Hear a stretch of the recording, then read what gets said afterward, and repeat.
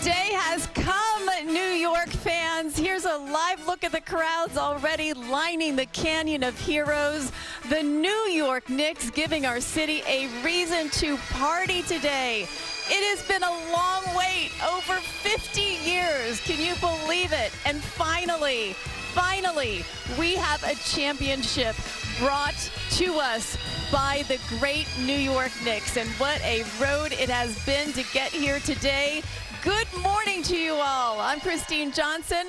We're coming to you from City Hall. That's right. I'm Otis Livingston. And Christine, let's say partay. Partay. Partay, because this is huge. Thank you for joining us as we get ready for what could be the city's largest ticker tape parade ever. Yeah, we're hearing millions. They didn't quite put a number on those millions, but when you're dealing with the millions, that's a lot of people. Knicks fans, Otis, as you know, we saw them all coming in as we showed up. They've been lining up since before the crack of dawn to get a good spot as they await their championship winning team. These people, they've been waiting to see up close, to get pictures of them, hopefully get some interaction with them. But, you know, along with all of these crowds, we got to talk about security, and security is definitely tight today. We experienced that firsthand. We're talking 10, 15 people deep, and we were making our way through those crowds as well. The NYPD told us that they're deploying the largest number of officers that they have ever assigned to a planned event, in the number around 10,000 members of the NYPD set to work today's parade. And that's just the number they're sharing with us. I have a feeling there's a lot more of them working there behind the scenes. And it's all really just so that we're all safe here along the Canyon of Heroes, from Battery Park City all the way to City Hall. They say that the viewing pens right now, believe it or not, we still have about an hour to parade, and the viewing pens are completely full. As you know, Christine, though, this is New York. They're going to show up and show out, so that's why so many people out there. And we got at least 2,500 pounds of confetti. Look at that. It is ready. They're being passed out to 25 buildings along the route. We'll also see more than 50 floats that people have been working on all week. We've also learned Alicia Keys will perform, just as she did in 2009 after the Yankees won the World Series. She performed here at City Hall. They didn't say which song, but I think we have a pretty good idea what that song is. Oh, I think we do too. It is a song that has, where dreams are made of. Nothing you can't do. These streets will make you feel brand new. That's right, that's right. Oh my God, this really has become a theme, that song, of New York City. The resilience of New York City, the toughness of New York City, and all of the possibilities that can happen in New York City. So we have live team coverage here along the parade route. Look at this team lineup we have set up for you here over the next few hours. Reporters at key locations so that you don't miss out on any of the big moments. Oh, and by the way, if you're looking for the regular programming here this morning that usually airs at this time, please forgive us. This is a great day that we wanted to share with all of our viewers, but if you do want to watch any of that daytime programming, you can watch it all on WLNY New York TV 55 today. As you said, we are less than an hour away. The energy is electric. The crowd already fired up, Christine. Yes, they are. And our Chris Raggy, no stranger to ticker tape parades. He's done his fair share. Yankees, Giants. He's along the Canyon of Heroes. He's got the Charging Bull there right behind him. He's been with dedicated fans. And Chris, you ready to get this party started? Yeah. Wait a second. Did you just say I'm full of bull?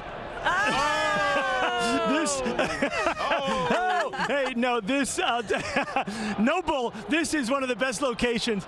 They're going to turn the corner. We're at corner of the Broadway and Morris right now, right by the Charging Bull.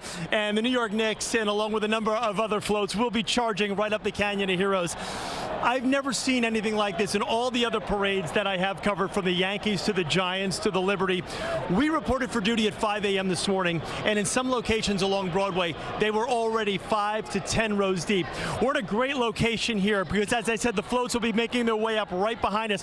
But I want to just quickly show you some fans over here that are lining Broadway, including these gentlemen right here who have, Otis, I'm told you talked with these guys. This is a banner that was hanging in Madison Square Garden won in 1973, the last time the New York Knicks. We got to help you guys out here, guys. Come on. Holy mackerel. Look at this. All right, we're talking vintage. 1973 Amazing. New York Knicks. Yeah. And they were there. You did a great job. Otis says hello. All right, Otis. Sorry I didn't meet up with you last night. Nice job preserving Thanks, that. Chris. Good Thanks. job, guys. Really good. Look at that. Hey, 1973. I was 3 years old. Christine, Otis, you guys weren't born yet, but it was a good year. Hey, I wish here we that go. were true. Let's go, Knicks. Let's go, Knicks. Hey, you psyched about this or what? Excited? Excited. This is my favorite. My son right here. It's his first time, and I'm loving it. Awesome. Hey, what do you think? This is great. This is great. Yeah. So, Shout out Ryan Solomon's in the you house. excited about this? Yeah. I want to say one thing. Let me suck. Oh, watch no, it. you Hey, can't watch say your that. mouth, young man. I mean, it didn't take long. Everywhere we go, that's all they're chanting. But I'll tell you, we're gonna cut them a break on that one. But now the teacher knows you're out of school today and you're swearing on television. That's not good. But we have a great lineup for you today. Reporters all up and down the canyon. Hey, this side of the street, they want to get involved as well. They've been chanting all morning. 53 years in the making, the New York Knicks, NBA champions. And this place, Otis, Christine, I can't even begin to tell you what the volume is going to be like when the Knicks make their way onto those floats and make their way up the Canyon of Heroes. City Hall is going to be bonkers, but I'll tell you, in the minutes leading up to it, as they come up this Canyon of Heroes, it's going to be out of this world. I guarantee you that. I guarantee you that, guys. But I'll send it back to you. Well, you know, Chris, we mentioned that you've covered your fair share of parades. You've done the Yankees. You've done the Giants. So the champions. When one win, we all win. Have a great time. Got this. What do you think? We got it. Yep. Yep, today's the day. This is it. Enjoy. Have a great time. Good to see you guys. Hey, a lot of action down everybody- here. I'll tell you, it is like the biggest, friendliest, warm embrace of a basketball team and of a city you could imagine, and we haven't even started yet. no, we haven't started yet. And when the party gets started, you can tell that the volume of this excitement is going to go way up. But Chris, I just wanted to quickly ask you, we mentioned that you've covered numerous parades. You were here for the Giants. You were here for the Yankees. Yep. How do those compare to what you're seeing so far here today? I never thought I would say this. You know of I love the Knicks, but I love the New York Giants. And this is going to be twice what that was. This is going to be twice what that was. This is a fan base, Otis, as you know, and Christine, you know as well. This is a fan base that has been waiting 53 years for this. Over 19,000 days since 1973. Woo. So they've got so much pent-up excitement, and they just want to kind of let that love basically hit the Canyon of Heroes and let the Knicks know how much they appreciate the effort and this historic playoff run they won on. To be an NBA champion, I think, having watched the Knicks, Otis, you will agree with this. You've watched them closer than I have. Yeah. 5 years ago, I would have given you $1 million. I would have said, no way in the world this could ever happen. But here we are in 2026 NBA champions. And every time you hear a New York Knick, one of the guys that's on this team, announced anywhere for the rest of their lives, it's going to be NBA champion Jalen Brunson. Karl Anthony Towns. That's, a moniker they will gladly live with for the rest of their lives. And free meals, free drinks in town. That's allocated to them as well. They have been living OG the life. Anunoby has a standing reservation everywhere. Exactly.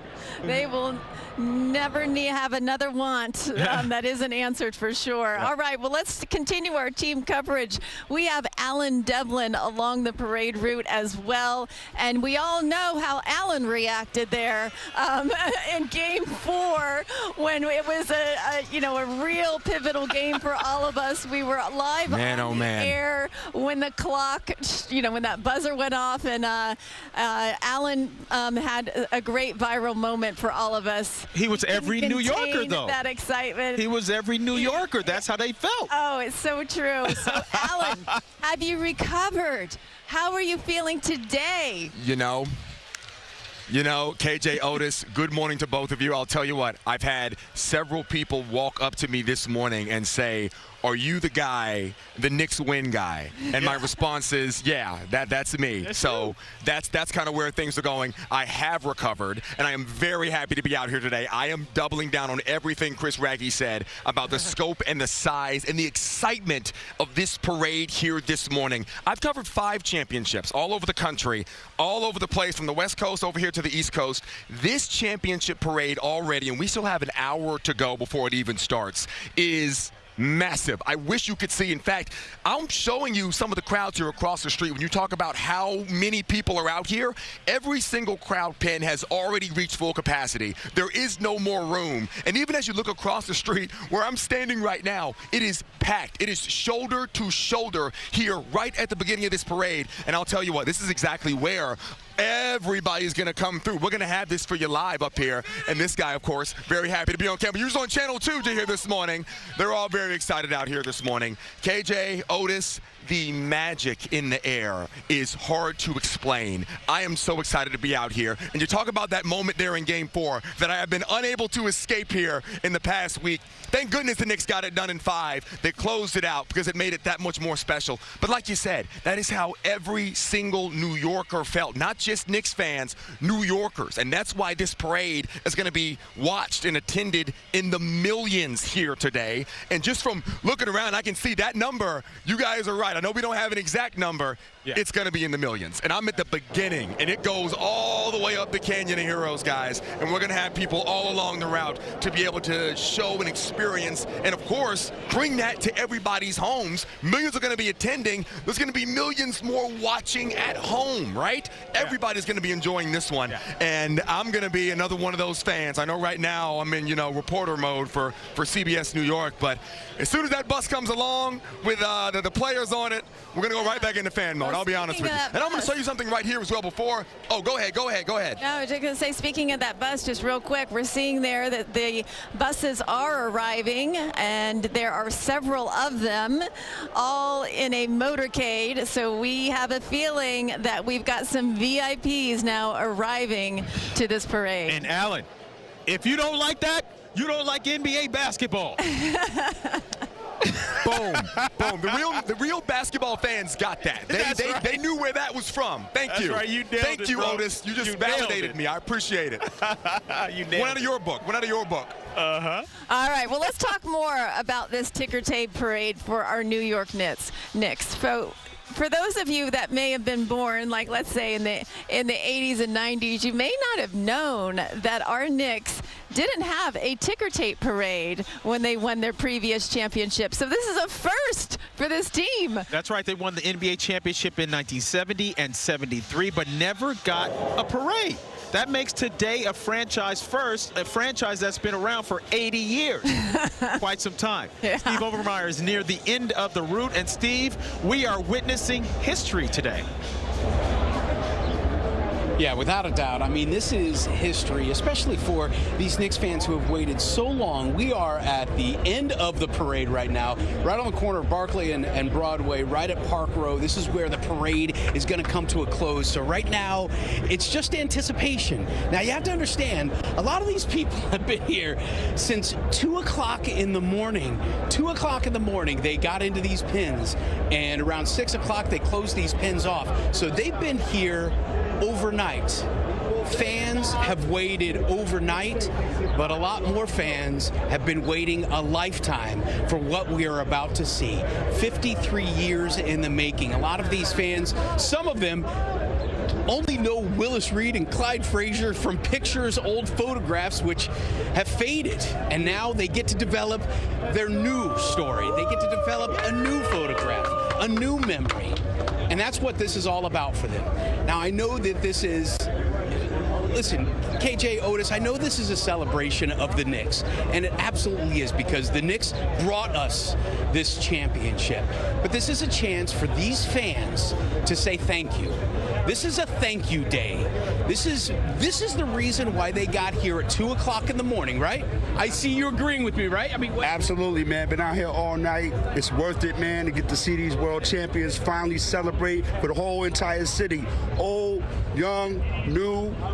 It's all culminating in what's getting ready to go down in a few right here, the Knicks parade. I got all my friends with me. And see, now I got all my friends with me. And there's all my friends with us why you had to be here? Absolutely. It's something that you wanted to celebrate with friends, but a way for you to kind of say thank you to the players. Yes, absolutely, because they deserve it. They played hard. They worked hard. They had us at the edge of our chairs, you know what I mean? But we survived, and we came through. And then, you know, we put the lay down and the smack down in a bunch of cats, but we ain't going to say no names right now because it's all about us right now. That's why it's so fun. Next tape all day, baby. That's right. And they're just getting started.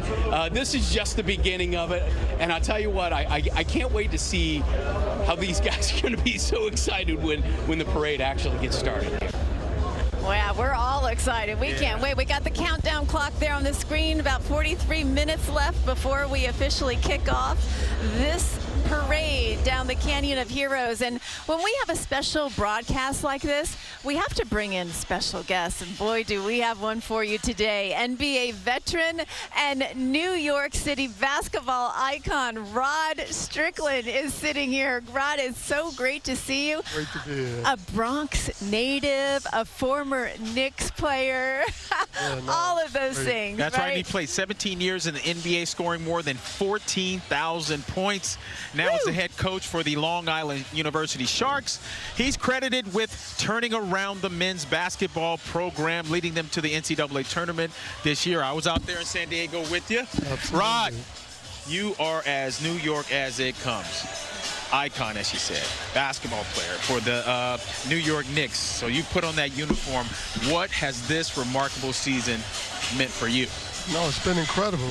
You know, being from New York, actually being drafted by the Knicks. And, you know, you've been in this city for so long. You hear the noise. Everybody wanted a champion. You saw the disappointments at times. Yeah. And so now to finally fulfill that, and just I'm walking from my hotel, walking over here, and it's real quiet. And as I get closer to City Hall, you know, I can see the anticipation, can start seeing the fans coming in. You feel the energy. energy. I sit up here and I just see it all coming together. Yeah. It's an incredible feeling. I have goosebumps. You know, I'm a 17-year, I played in the league 17-year basketball all my life, and I understand what this is. Yeah. Like, very few get a chance to do this. Right. Yeah, You know, monumental. very few are NBA players, very few, and even less are champions. Yes. So to be Yes, a sir. part of this, you know, I feel a part of this. I'm a former Knick. Yep. I'm a New Yorker. Yep. I'm proud of these young guys. I'm happy for the older guys who didn't get a chance to win a championship, and now they're part of the New York Knicks. Yeah. They are part of this now, so they got their championship as well. Yeah. So I'm happy to see that. Well, we're going to be tapping into you for all your expertise, and I also want to ask you, as a former player, how it's going to be for you, you know, to be watching all of this here today. If there's a little bit of competitive grit still in there saying, darn it, it wasn't my time, but we'll talk about that more. And our live coverage of the New York Knicks Ticker Tape Parade will continue. We'll be right back. Don't miss a minute of our coverage of the Parade of Champions.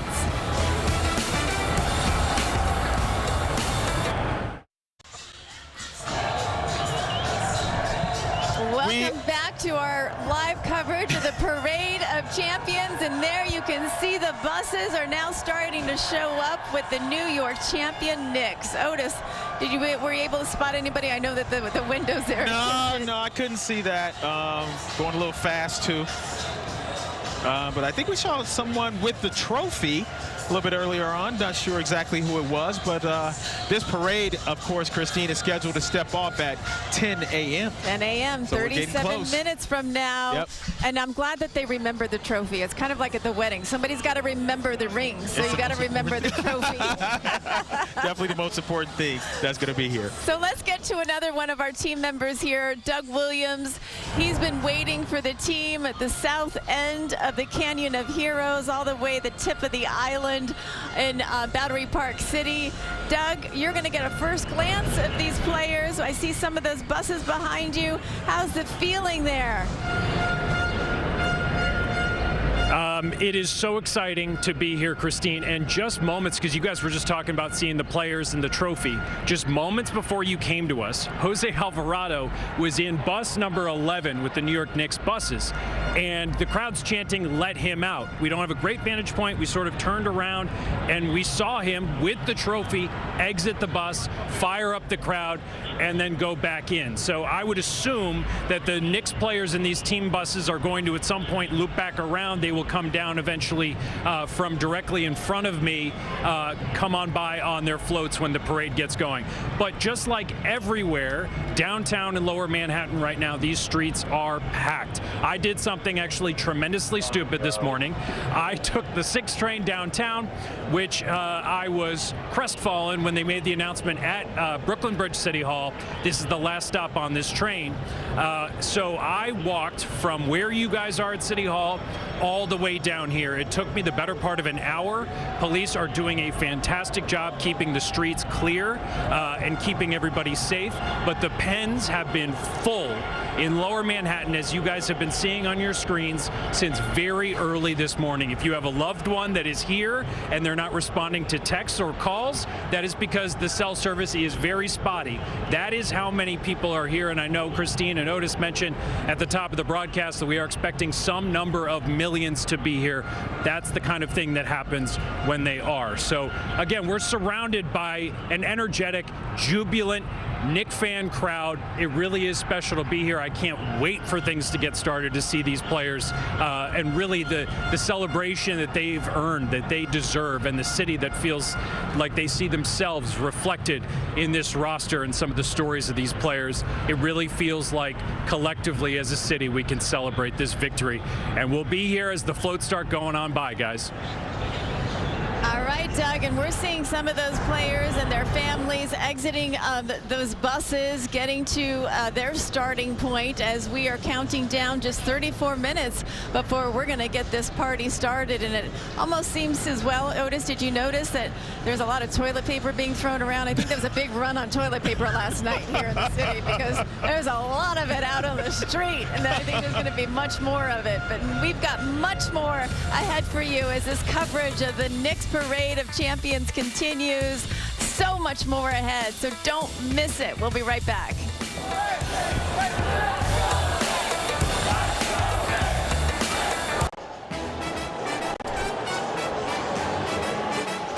Welcome back to CBS New York. Special coverage of the Parade of Champions celebrating our New York Knicks. We're seeing some of these players arriving here to then hop onto the floats that people have been working so hard here to create this week. And then they will be waving and greeting and interacting with the fans that have been out here already for hours to greet them as we get this parade underway in just over 30 minutes. So let's talk a little bit more about this run-up, Otis, to today and to clinching this championship. You've been out there this whole time covering them. The first couple of rounds, they were sweeping them in 4 games. But it was a hard-won fought. You know what? When they got down 2-1 to the Atlanta Hawks, that's when it seemed like they turned it on. They started going through Karl Anthony Towns. He started facilitating, helping out Jalen Brunson, and they just went on that run. They won 13 straight. In every series clincher on the road, there was a road takeover by Knicks fans. It was incredible to watch. It was like every arena was MSG South or MSG, you know what I mean? Yeah. They showed up, and like I said, they showed out. They definitely wanted to root on their guys in person. You know, when another team's star player is being booed during introductions and it's loud, you have taken over. And that's what the Knicks fans did. It was incredible to watch. That Game 5 in San Antonio was incredible as well, as we see Landry Shamet, some of the other guys coming through. That's Jeremy Sohan. Looks like he's carrying the Larry O'Brien trophy right there. And oh, by the way, a little tidbit about Jeremy.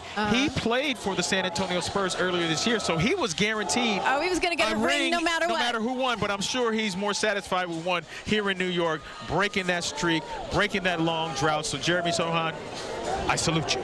Yeah, he's got those neon sneakers across his, or hanging over his shoulders too. Is he going to make a run for it after this parade? I'm not sure, but wow, what a special day for these players. So much work that has been put into their careers, and then of course this season. Our parade coverage will continue right after this. We'll be checking in with more of our reporters. Don't miss a minute.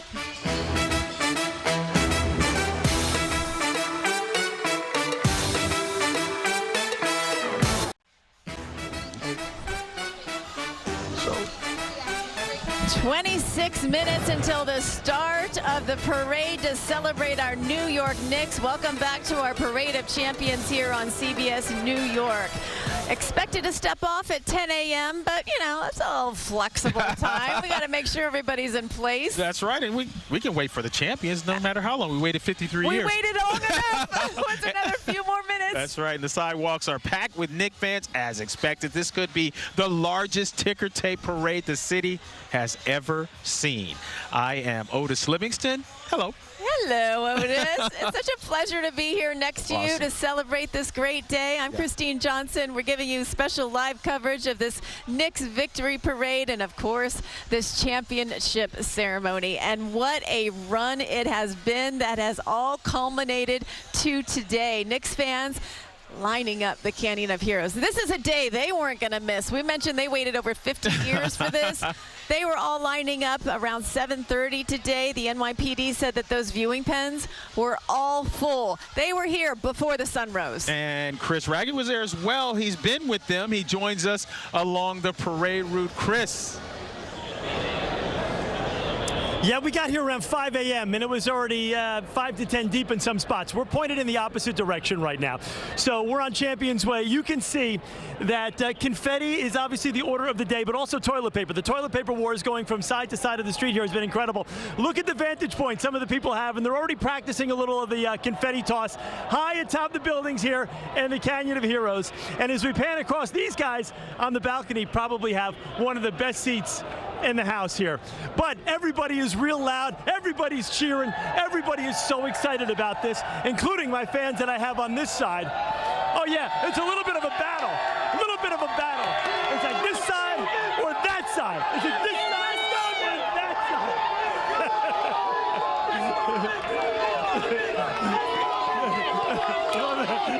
My man. I mean, you say we've been waiting 53 years for this. Since they didn't have a ticker tape parade for 70 and 73, it's really been first one in franchise history. That's how much energy there is out here in the Canyon of Heroes right now. Cannot wait to get things started. Of course, we're on New York Knicks time, so if we're a few minutes behind, it's all good. It's all good. We're in celebration mode right now. Hey, Walter, get these guys.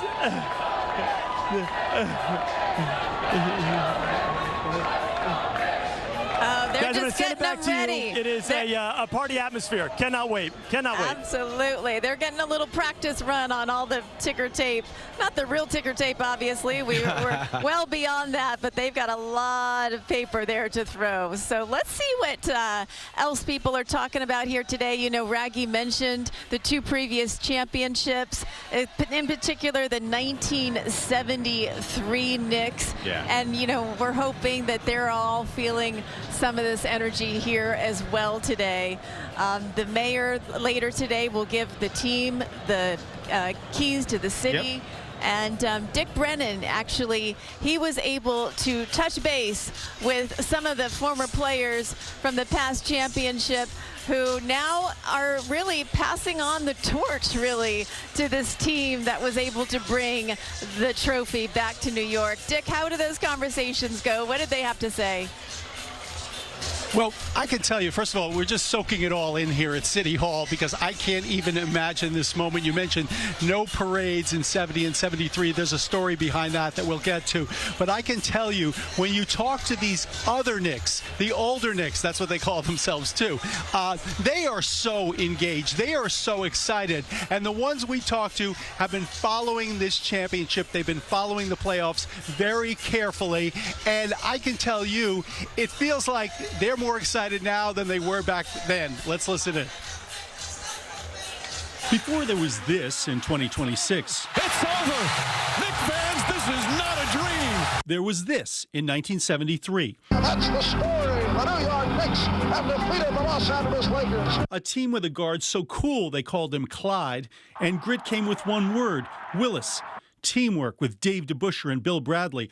The former senator from New Jersey was glued to the playoffs this year. Senator, we were also nervous watching the playoffs and the finals. You were watching. Was it nerve-wracking for you? Well, if you're not a player, it's always nerve-wracking, and your team is playing. Bradley says the 2026 Knicks are all about teamwork and resilience. Now, there's going to be somebody who's argue, well, that's the Villanova connection. Maybe it's some of the Villanova connection, but I think it's now become the Knick connection. The Knick connection with Bradley goes back to the 60s, and we went down memory lane. This is the picture. This is the giant. That's the picture from 73. Right. And you're all looking about the same, I think, right? Yeah, tired. That team beat the Lakers in 1970 and were again champs in 73. I think I can speak for the 70 team and the 73 team. We're so proud of these guys. So many fans are only old enough to know Clyde Frazier swishing and dishing on the microphone, but that was after he was rocking steady on the court. Clyde spoke to our Otis Livingston. I was talking all season how they reminded me of the team that I played on. Especially the 70 team. You can't mention Frazier without Bradley, without DeBusschere, without Reed, without Barnett. Those among the few in Knicks history who know the ultimate feeling, and Bradley says it's tops. Basketball Hall of Fame, senator from New Jersey. You ran for president of the United States. Where does two basketball champions fit on your rankings of list of accomplishments? In terms of the power of the experience, the moment of victory is unsurpassed. If I become president, that might have beaten the championship. Frazier says he will be joining the parade. We have our own float. And he was hoping Earl the Pearl Monroe and Bradley would join him. After all, they missed out on the fun in 1973. You guys didn't get a ticker tape parade. No fair, right? Are you going to come to this one? No, quite frankly, the parade, that's nothing. Winning the championship is. We're standing at half court with chills going up and down your spine. That's the memory. He can still feel it today, and you got that sense from him. Now, why didn't they get a parade? Because the Mets got one in '69. Well, believe it or not, budget cuts. Yeah, that was New York in the 70s. In fact, Christina, notice, here at City Hall, the second time, they didn't even give them a key to the city. They gave them some commemoration from another event. That's how bad it was back then. And one more thing, and Otis, and I know you know this because you know these guys. Clyde and Senator Bradley, they just got together for lunch last week with Earl Monroe, and they said they got on the phone and called Phil Jackson in Montana, and they were all together. So these guys are still a team, and it's 53 years later, and they really have passed the baton. And you know who I'm thinking about right now is Willis Reed, Dave DeBusschere, you know, guys Willis. Like that, Dean the Dream, Miminger, who have passed on. And Dick Barnett, yeah. Oh, my goodness, yeah, exactly. And then those guys, they would definitely be celebrating as well with this current New York Knicks team. And as a former New York Knick, Rod, let's bring you in. Yes. Your thoughts on that 73 team? I mean, they were revered here in town. They still will be. Yes. The last team that has won one since the 2026 team. Your thoughts on that 1973 team? Like we talk about this team, and I think DeBusschere said it or Clyde said it, very similar, unselfishness. Yeah. But also, I look at Jalen Brunson and what he's done, and it just reminds me of Clyde Frazier. Exactly. Right? Yeah. That big moment, big moment guard.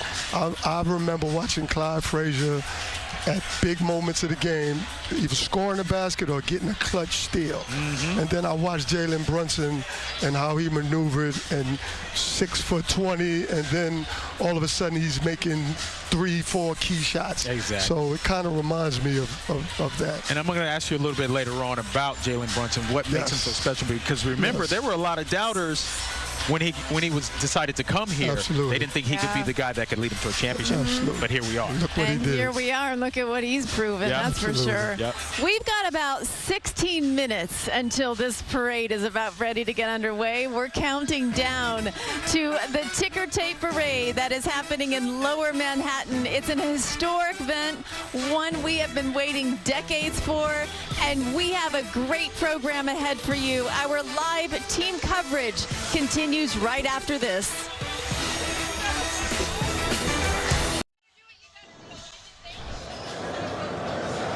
Hey there, welcome back to our continuing coverage of the Parade of Champions.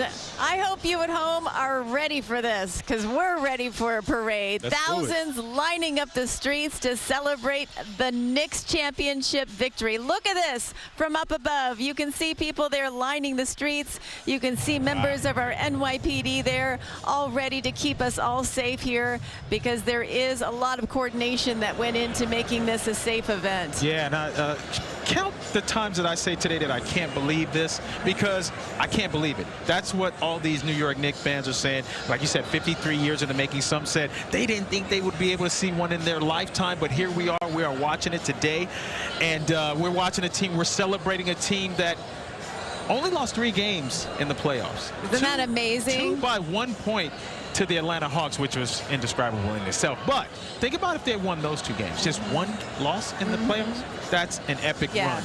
And there was a team that was full of chemistry and pulling for one another, getting it done for one another. And each player like shining at different moments, right? It wasn't just 1 or 2 players that carried this team through. They each played a really important part. Just like Rod was talking about the 73 team, a team, T-E-A-M. Those guys, they picked one another up. Cat could lead in scoring. Jalen always led in scoring, it seemed like. But there were players that could step up in those roles, and the guys stepping up in our role right now. Steve Overmeyer, you are live outside City Hall. What's up, Steve-O? Well, I tell you what, so there's just a buzz going on right about now, and that buzz might be coming from the odoriferous emanation that you might be smelling around Lower Manhattan right about these times. But I tell you, it's going to start to pick up as soon as they start to see anybody coming up the Canyon of Heroes. But what's going to be leading the Canyon of Heroes, what I think is so interesting, Clyde Frazier apparently is going to be inside the lead car. This is a 1952 Chrysler Phaeton. This is a car that it's an iconic car because it was so few of them made. Only 200 of them were made, and New York City was one of the places that actually got a chance to get one of these cars. And again, this was a car that had, the gun sight tail lights and the sharp fins years before the 57 Chevy came around, and it's a car that really changed the way that automobiles were driven here in America. And I gotta say, I've actually had the joy of being behind the wheel of that thing. Unbelievably, they let me drive that through the streets of Manhattan a few years ago, and I was so surprised at not just how smooth it was, but how much that car wanted to go. It was hard to keep that car at 5 miles an hour because that car was 400 horsepower that wants to go 150 miles an hour. And I tell you what, it was just a beautiful thing to ride in that. And it looks like Clyde Frazier is going to be riding in that. So KJ, Otis, Rod, I tell you, man, it's going to be a beautiful thing to see when they start coming up the Canyon of Heroes. Yeah, Clyde is going to be driving and thriving. Quite the honor for sure, and there is not a spot of dust or water on that car. This excitement here tonight is building as we get closer to the parade. Look at that, counting down to 10 minutes. So keep it right here as we celebrate the New York Knicks.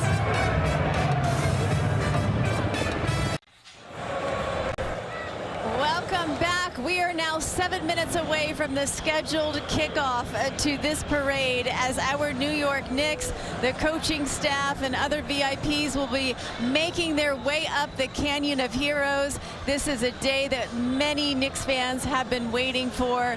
I'm listening to some of these folks that are like 10 years old, and they're like, I've been waiting for this all my life. Oh, my goodness. All my life. Oh, my goodness. And then we've got the others that are like, yeah. Yeah, he's like, tell me about it. You have not begun to suffer. Exactly. But they have a champion. Whether you're young, you're old, New York Knicks fans, you can put up the #1 and no one will dispute it. Absolutely. So let's get to somebody who's been waiting for this day for a long time as well. Chris Raggy. He's in front of the Charging Bull. And Chris, I saw you came prepared today with your roll of toilet paper. We are ready to roll. We're taking live fire now. All right. Well, we got one. You ready? Here we go. You ready? Here we go. Nice catch. On the fly. I can throw a football and toilet paper. Hey, come over here for a sec. Are we ready?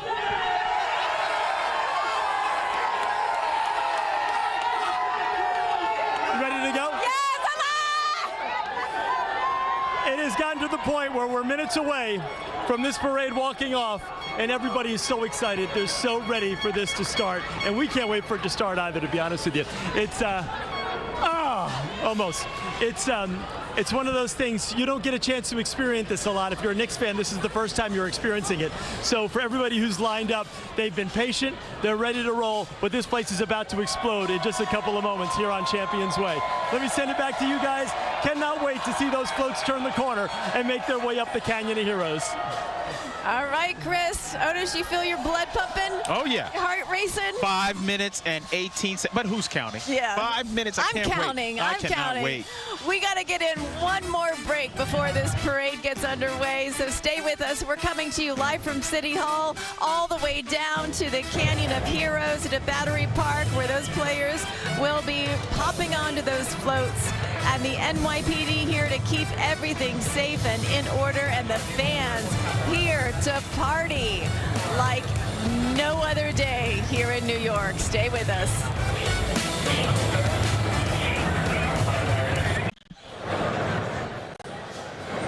Welcome back to our live coverage. We are now 1 minute and 23 seconds away from the start of this Parade of Champions. That is a little loose time here because it looks as though people are still getting organized there at Battery Park City. Welcome back to our special coverage here on CBS News New York. I'm Christine Johnson alongside Otis Livingston and also Rod Strickland, former NBA player and somebody who's going to give us a lot of insight here today. How are you guys feeling today? Feeling great. Feeling great. I'm anticipating. I've been looking at that clock. We're down to 50 seconds. Yeah. And don't forget he's a coach, so he's very in tune with the clock right there. What's going on? So anticipating the moment. Yeah. All right. Well, I don't think we're going to be hearing any whistles other than from the marching bands, though, here today. But yeah, we'll get through it. But we see some folks filing into place there. We saw the buses arrive here earlier with the players on there. I even got a little sneak peek of this truck. That's going to be, he'll be driving, and it's quite something to see. And we've got the players who will be loading onto the floats soon as well. And let's go to Alan Devlin, because he's there at the tip of Manhattan to see it all. And there's James Dolan. There's the man who waited how many years for this, right? It's coming. Absolutely. He delivered it. So we still have some of the VIPs coming up. There Rick we Brunson. see Jalen, otherwise known as Jalen's dad, right? Yes. He slipped over into that realm right now, because when you have a son like that, Rick was a heck of a player himself, though, you know, and he, as Jalen has said, he had the blueprint. He's the one that trained him, locked him in mentally, and got him to that. And a big part of this team, and why they did what they did. He was a big brain, you know, for that. And just a mentor to his son. And there's James Dolan, the man who was pivotal with putting this team together and really getting them through some tough times. Imagine what it's like for him today. He's proud to see all of this culminate. And Rod, you were talking about his decision to hire Leon Rose, Worldwide West was. I mean, if you look at it, that was the key, right? We talk about 6 years ago, 5-6 years ago, Leon Rose, William Wesley, those guys came in. If you really remember at that time, players wasn't really trying to come to New York. Exactly. We thought we were getting KD and Kyrie. That didn't happen. They went to and they were able Brooklyn. to come in here. They went to Brooklyn. Quick mention that we just saw our Jersey boy, Karl Anthony Towns, and now there is the MVP of these NBA Finals, Jalen Brunson. What can we say about this guy? That guy. Yeah, he's that guy. And He's him. Rod, as a one of the undisputed great point guards of all time in yourself, former Knick, you know the position. You know it frontwards and backwards. What makes him so special? Well, first of all, I think it's his mind. I think he's a really mature young man, like from the beginning, right? Very intentional. Yes. Kind of understood the moment. Like even when you talk about him not taking all the money he could have taken, right? He knew he needed others. Yes. And I think that's a big deal, but very skilled, footwork, technician, body, you know what I'm saying, can get in there. I always say those guards who can make, and I know we talk no mid-range game, but those, especially at that height, when you can make those awkward shots, and then you have that strength, and then he has a mind. Like he's left-handed to start, so that's a little awkward to guard against. You know that. Absolutely. So much more to talk about these players, and obviously another shot there of Cat. Otis likes to call him the bodega cat. That's my boy. Yeah, That's my there guy. he is. There's so much more to talk about, but let's get to Alan Devlin because he is right there in the thick of things, watching these players arrive. Alan, give us your point of view. What do you got? My head is on a swivel because I'm watching all the players coming up. And I'll tell you what, it looks like James Dolan just walked by. He just passed us. I'm trying to see, everybody's getting really up. That looks like that might be our boy. Look at this. Let me get out of the way as he gets closer. Jalen Brunson. Jalen Brunson right here in front of us, guys. Check him out. Going to load onto that bus along with his wife, his family.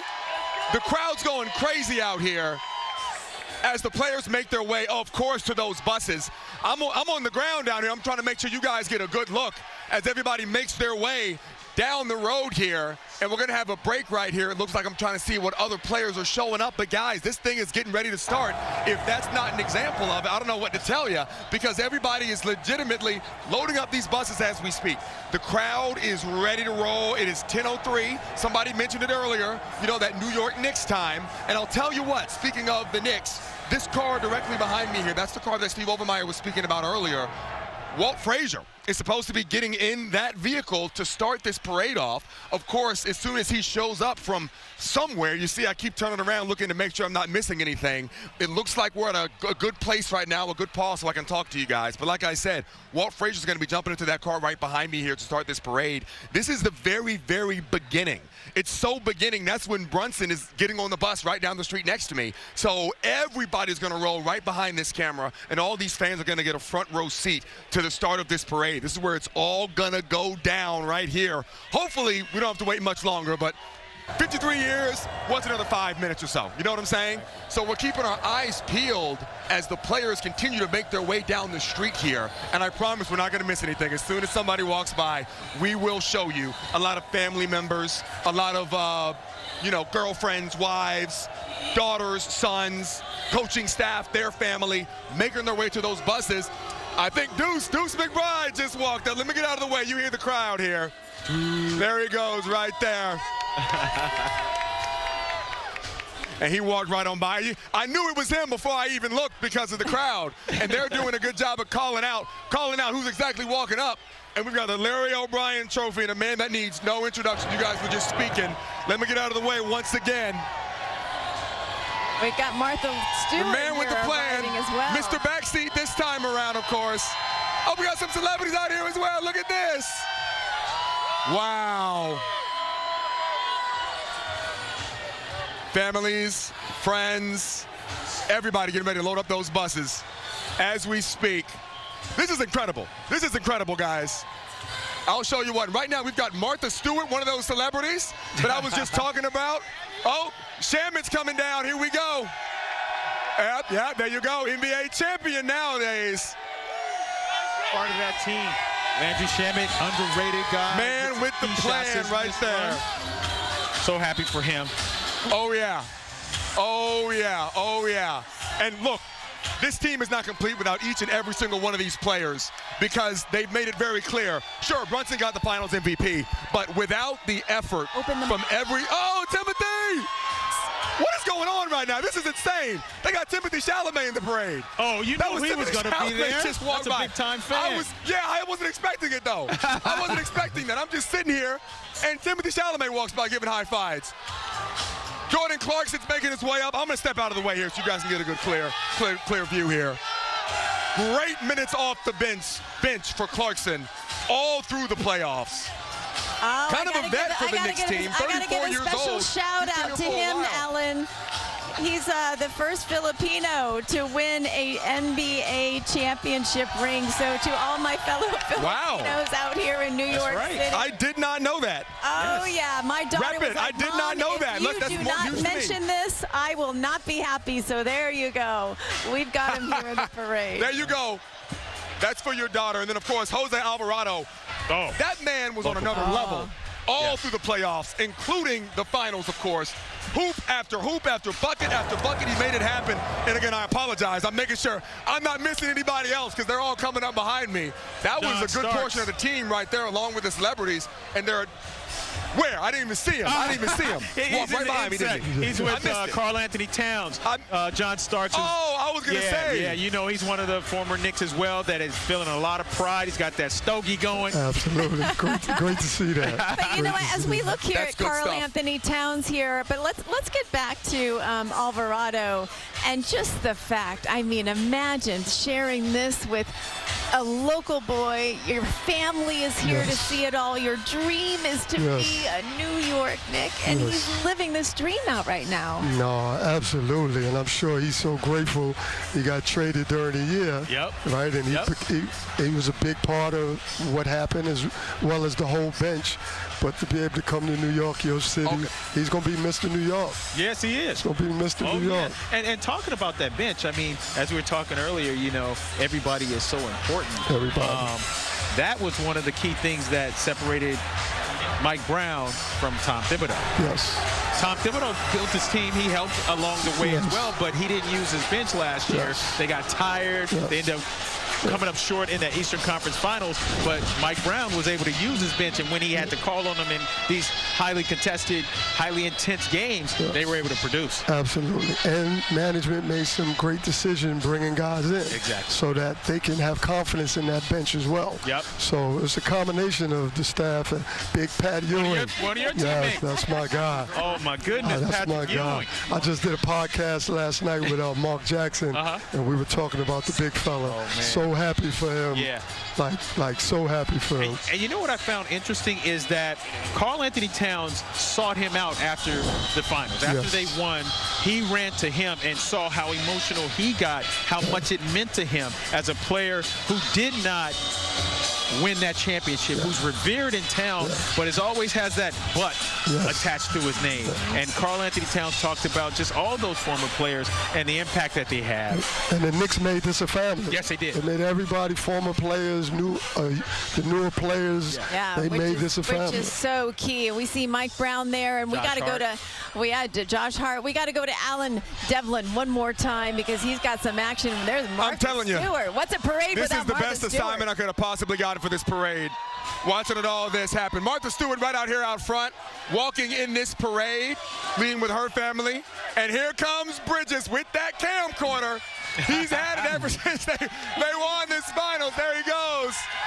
There he goes, recording all of this. He's going to be watching that for a long time. I know, right? Probably. He's probably going to put that somewhere on social media. Who knows? Who knows how he's going to do it? But more and more players are coming through. You guys were talking about Cat earlier. Jordan Woods, his fiance, just walked by a little while ago. So we're expecting Cat's probably going to be showing up. And look, let me get out of the way again. I don't want to block any of this action. More of the players making their way through. This bench was deep. This bench was deep this season.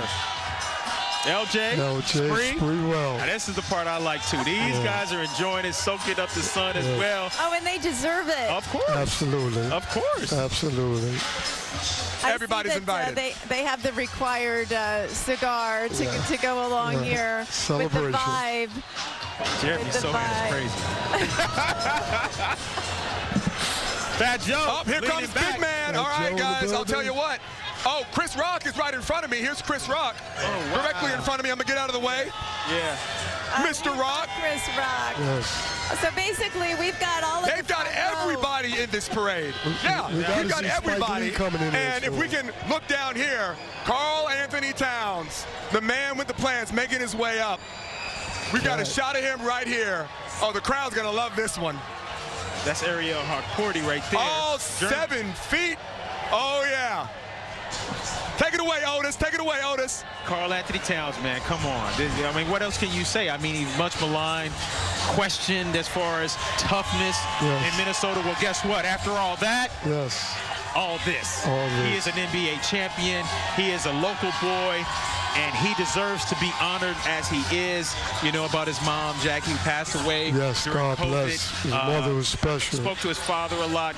He coached my son in AAU. Yes.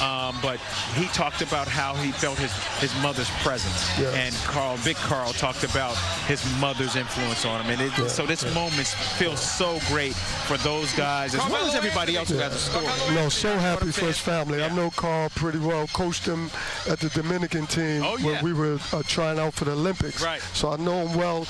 And I also feel great about him because, like you said, maligned. But Karl Anthony Towns is a skilled player. Yes, he is. And the Knicks made the adjustment and put the ball in his hands more, and he was able to show some of that. So I'm very happy for him and his family, and God bless his mother. You know, there was a post-game interview with him, and I can't remember, it might have been after Game 2, where he talked about his mom. And sometimes, you know, in sport, when you're competing at this level, it's not just the skill, but it becomes almost a spiritual event. And that's what it became for him after that game, where he said, I just felt my mom around me. I felt her spirit. It was like she was in the stands, and I just thought that was such a beautiful moment for him. Strong, connected family, really close. I'm so happy for them. Absolutely. Well, you know what? It's a good sign that we're seeing the coaches and the players and all of the other famous and well-known New Yorkers that we have seen throughout this tournament and throughout this series. I haven't seen Ben Stiller yet, though. Is he going to show up? You caught it. There he is. Can they hear me? I think. Spike got to be coming. Coming on guys, soon. I'm sorry. No, Ben Stiller. I heard you guys talking about him. I want to make sure you can hear me. He's coming up right now. KJ, I don't know how you did that. You summoned Ben Stiller. You summoned Ben Stiller. Point guard eyes.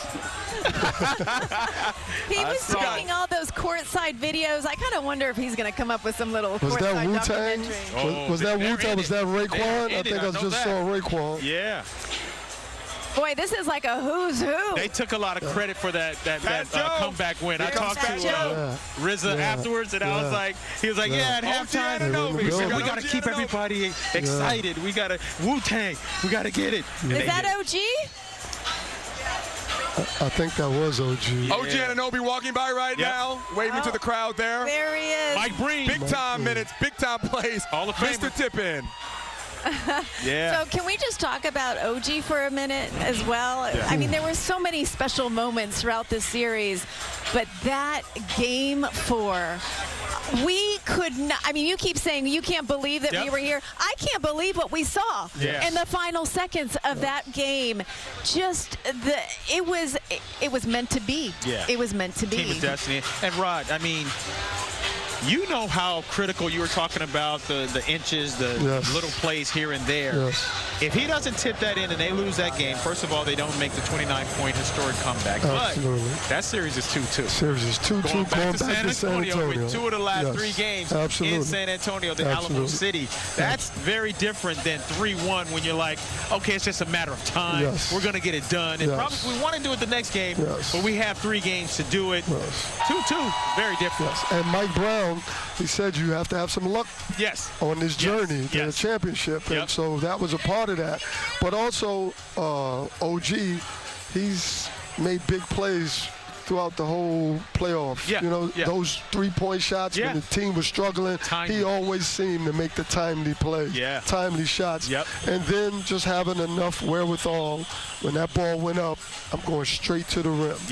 and San Antonio got shocked, and here we are. And don't forget that block on De'Aaron Fox. Yes. De'Aaron Fox, he should have pulled it out probably. Should have pulled it right? out. Okay. No doubt about it. I like that. Great minds think alike. Absolutely. Absolutely. But OG hustle back. Yes. Well, here are the crowds waiting for their New York Knicks to go down or to come up the Canyon of Heroes. Oh, look at this. We've even got people out on the ledges of buildings. They're going to have quite a view. Perhaps they'll even be sending down some ticker tape. But we need to take a quick little pause, a 30-second pause, as we continue to cover our New York Knicks champions and their parade of champions here. You'll be seeing all of the live pictures right there on your screen, but we'll be back in 30 seconds. Big pen over here. Okay, welcome back as we continue our Parade of Champions special coverage here on CBS News New York. We've got a bird's eye view of what we have going on, and there's that truck that I was talking about that we're going to see there on the parade, and we're going to see so many Knicks players and it being able to interact with these fans. Yeah, let's go Knicks. Let's go Knicks. You know, I was thinking as we're watching these fans here today, all of them showing up hours ahead of time, making memories with their families, with their kids. A lot of these people, you know, they don't have an opportunity to go to a game. Absolutely. You know, these tickets cost a lot of money to go to, so this is their chance to see them. Yeah, absolutely. And as we talked about, they're showering the players with the emotion and with, you know, kudos. You know, that's what they want to do. They want to play that part. I hold on to my credential extra tight because of those prices to get in the cart. I can get in there with my credential, but yeah, this is outstanding. I mean, I can't believe it. I think that's 8 times so far. But anyway, I cannot believe that we're doing this, but we're doing this. Rob, what was that like for you when you were playing, and just the energy, the feedback that you get from the fans? I mean, they must have really picked you up. You know, you got a lot of highs and a lot of lows during your professional career. And what was that relationship like with the fans? And that's why you play for home court advantage. You play 82 games to try to get home court advantage because of this. Yes. You know, you get that energy when things aren't going well, down 32, make a run. Now the fan is loud and enthusiastic, which kind of pumps you up and deflates the other team. Right. So it's big. It's big. Unfortunately, they felt that on the road too. In Cleveland, in Atlanta, in Philadelphia, and of course in San Antonio. Yeah, the fans bring that energy. Unbelievable. And, you know, they watch these guys go out there and give their all, and this is their appreciation, you know, and that championship is the appreciation. So you know, the players and the fans, they won today. So coming from a player's perspective now, when it comes to receiving what's going on here, do you think this is a big deal for the likes of a guy like Jalen Brunson, like a Karl Anthony Towns? I mean, do you think they're going to be impressed by what they see today? Absolutely. Probably chills and goosebumps. I mean, this is once in a, I mean, very few. You know, we talked about it earlier. Very few NBA players, and then even less, far less, win championships, and a lot of guys multiple. So you break that down even more. So to be a part of this, like I'm sitting here as a former player, man, I want some of this action. You got a piece of it. You're a New York I would Knick. love to be a part. You know, every player would love to be a part of this, to walk in here and hear this crowd cheering. Like, that's what it's all about. And very few get a chance to do that. So I envy it, you know, and I'm proud and all of that. But I feel like I'm a part of it because I'm a Knick and I'm a New Yorker, and I feel like these fans feel. But you know, there's a part of you though that wishes that you were in there, right? I love to. Every NBA player, everyone, every NBA player watching this right now is saying, "Wow." Yeah, and the funny part about, you talk about how even fewer repeat as well. You know, Denver won one. We thought they were going to go back. They haven't been. The Milwaukee Bucks. You know, Oklahoma City Thunder. Everybody thought they were just penciled in, just write it in ink actually, that they're going to win this year. And look who's the champs now. The New York Knicks. So it's about 10:21. We're running, you know, a few minutes late, but that's all right. Who's got to be anywhere right now? We're all here to watch this. I don't have any other appointments today, but we can see Karl Anthony Towns there. They are now boarding the buses, and they're getting into place, so I have a feeling we're going to get this started soon. Let's go to Alan Devlin. He's had a firsthand look at all of the VIPs showing up there today. And Alan, what do you got? You know, it was a little bit of a who's who, honestly. Walking by me, I'm sitting here trying to go through my human encyclopedia and make sure I recognize and get all these celebrities and these players down. But I did a pretty decent job with you guys' help, of course. You're looking right now at Karl Anthony Towns down there with a lot of the other Knicks players on board that bus. This is the very beginning of this parade. This is how it's all going to start. The buses are not moving just yet, but I walked down the road where all the buses were earlier, and there are probably 10 to 12 of them back there that are going to be carrying not just the Knicks, but Knicks alum. They're going to be carrying celebrities. They're going to be carrying family members, MSG employees, staff, you name it, coaches. They're all going to be on board an array of these buses, and thankfully each of those buses is going to be marked with exactly who's going to be on board them. I do not believe all of the Knicks players are on board the same bus. What I'm looking at right now and what you guys see looks like I see OG, I see Cat, from this bus right now. Jose Alvarado may be on that bus as well, but there's another bus directly behind them. I believe I see Brunson on that bus. So we're going to have to keep our eyes peeled as this parade kind of rolls right by us. But guys, they're going to be coming right where I am standing. And like you said, we've got crews up and down the Canyon of Heroes here that are going to be showing us every single angle of this parade from start to finish. What I will say is the NYPD just came down and they began to tell all their officers, hey, get up to the barricades, get up to the barriers, get ready to hold this thing in place. So I do believe we're getting to that point at 10:23 where we might actually start this parade. You know, like I said, we've been waiting 53 years. We can wait a couple more minutes. No big deal out here. The players are on board. The fans are out here. Everybody's ready to rock and roll. And as you guys can see, we're that much closer because the celebrities and the players are on board these buses. As soon as this thing starts moving, we'll have that here. You know, no motion yet. I'm looking at the very beginning of the parade, which is off behind me, behind where the camera's looking. No motion up there just yet, but it's going to be starting here real soon. The NYPD is in place. So, guys, the clock is ticking, but we are closer than we have ever been to celebrating this Knicks championship in New York fashion like no Knicks team has ever celebrated before. I'm excited. The fans are excited. I know you three are excited. Everyone along the parade route is excited. Guys, it does not get any better than this. Let's get it. Oh, and it is so a New York moment. Only something you can experience in this city alone. We're talking about a 0.7-mile stretch of road between Battery Park City and City Hall, making its way up Broadway, up the Canyon of Heroes, a tradition that has happened here in the city for over 100 years. And to pack that many people within that small of an area, honestly, is impressive. And this is going to be an impressive event that you're about ready to witness. Yeah, and you got RZA on Karl Anthony Towns' float. RZA from Wu-Tang Clan. Wu-Tang. Yeah, you know, as I said earlier, they took a lot of credit for that 29-point comeback. But if I'm not mistaken, Fat Joe was saying that there's a lot of entertainment on different floats, and looks like he's giving a concert right now. As you can see to the back of Karl Anthony Towns. So the parade route is going to be littered with entertainment out there, different acts floating by. Should be a great time out there. Yeah, it looks like some folks are maybe throwing up some T-shirts for the players to sign there. But getting back to Fat Joe, I saw a post of him.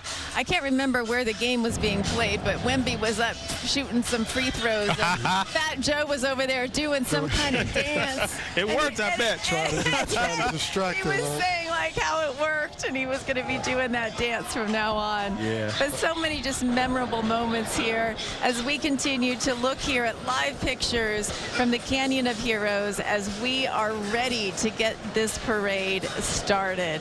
And we have a team of reporters here to give you every angle once these buses and these floats and these players and the coaches and some other legendary Knicks players will be making their way to mingle with the fans.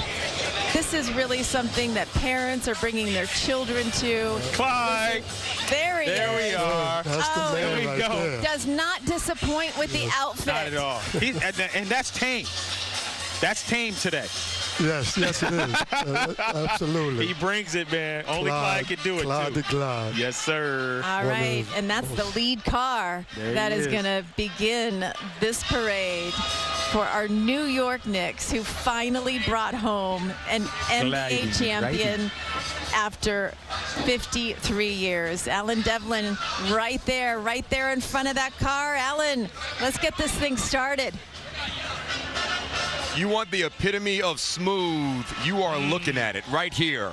This is honestly a man that is synonymous with the New York Knicks. He is the New York Knicks, honestly. And he is sitting, of course, in this beautiful Chrysler that Steve Overmeyer gave us a wonderful introduction to earlier in the show. He's going to be one of the lead cars in this parade. And we knew he was coming. His name's painted right there on the side of the car. It was just a matter of when. Otis said the outfit is tame today. He's absolutely right, because one of the first things I was looking for was going to be a suit, bright orange, neon colors, whatever it is. He still got the paint hoodie on, so it's not, unlike him. But I'll tell you what, he said, you know what, this isn't about me. This is about the 2026 Knicks. So I'm gonna cool it down. I'm gonna ride in the car with my name on it, but I'm gonna make sure it stays about those guys that got it done in this playoff run. But yeah, no, when you think about the 70s, when you think about what this man was able to accomplish with the New York Knicks, he deserves to be in the front car. I'll be honest with you, and I think every Knicks fan across the country, here in New York as well, believes that same thing. So, yeah, KJ, I want this thing to get started just as much as you do. I just spoke to the NYPD. I asked, look, when are we going to rock and roll with this? And they said, I don't know. They're trying to figure it out themselves because they're on Knicks time. Yeah, exactly. They're on Knicks time right now. Everybody is on Knicks time. We're not doing school. We're not doing work. We're doing Knicks right now. And so, honestly, the team, Mike Brown, Dolan, they're the ones that are going to decide exactly when we get this thing rolling. But we are continuing to wait on when it's going to start. But Frazier getting in this car, Clyde the Glide getting in this car right here is a good sign. That does mean that they are getting ready to start this. But when I look off to the other side over here and I'm looking at the beginning of this parade, KJ, Otis, still no motion up front. So we have officially not started yet, I can tell you that. And that's just from line of sight from what I'm looking at. But we're getting there. We're getting closer. Yeah. And, you're talking about Clyde wanting to make it all about the players, all about the organization. I got to interview him after one of the games in San Antonio, and he talked about being a proud grandfather. That's what he said. He said he's excited for them. Yes, it's fulfilling for the former players in that Knick lineage, but he talked about being for them, being like a proud grandfather as he watched them as the season goes. Rod, I mean, the ups and the downs, the ebbs, the flows, the growth, the retreat, all those sort of things that happen throughout a season. He was so proud to see them and that they were able to break the tape and win the battle at the end. Yeah, and he was in the trenches, so he knows everything. Oh, yeah. And Clyde, man. Clyde is just Clyde, man. Like, you want to see him one of the most humble human beings, right? He'll tell you what he did now. He'll tell you how bad he was. He'll let you know about the 36. But he's humble as I don't know what, man, to be who he is. And how he gives back to the community. We just did a story, I think it was 2 days ago, where there was a girls' high school basketball team that brought a championship back to their school in almost, I forgot what it was a long time, decades. Yeah. Oh, no. I thought it was maybe over a century, but he was there. Yeah. He was there to help them celebrate and, basically gave them some great advice. He said something to the effect of, it doesn't matter who scores the basket as long as his team scores. And I made a phone call for Long Island University to have him do the commencement speech at graduation, and he obliged. Wow. And they all said he was fabulous. Yeah. So that's who he is. And it's a touch. It's a touch history. When you have Walt, I shake his hand and he's like you said, he's so smooth. Yes. You know what I mean? But he is that connection to the Knicks lineage, to the greatness, to the teams of the past that won that title. And now look at him. He's here and he's enjoying it as well. True Knick. Yep. And a true character of what a champion should be, for sure. Pumas. Right? Pumas. Got the Pumas. I wore them suede Pumas. That's right. Yes, I had sir. a pair. Who didn't have a pair? The suede ones. I remember when those came out. Yep. But yeah, so he'll be having the honor of being in the lead car here. In a full circle moment, I'm sure, for Mr. Davis there. And is that his wife there with him, guys? I'm assuming. Yes, I believe so. Yeah, to be able to take part in this. And I love seeing the families that are joining the players and the coaching staff and the other staff members, because there's so much time spent away from your family during these seasons. And, you know, I'm sure that you could talk a lot about this, and that is, you know, but when you have this result right now, to be able to then celebrate with them. Success is a sacrifice. Oh, yeah. and when a guy gets traded, like Jose Alvarado, we talked about that. What? Yes. The wife, the partner, they have to make arrangements. They have to, you know what I mean? They have to pick up and get moving, you know? So they're instrumental in this, and they have to enable the players to keep their sanity without having to worry about that type of stuff. Sure. So there's vital parts all around this organization, like you said, with the partners, the husbands, the wives. I mean, it's truly remarkable.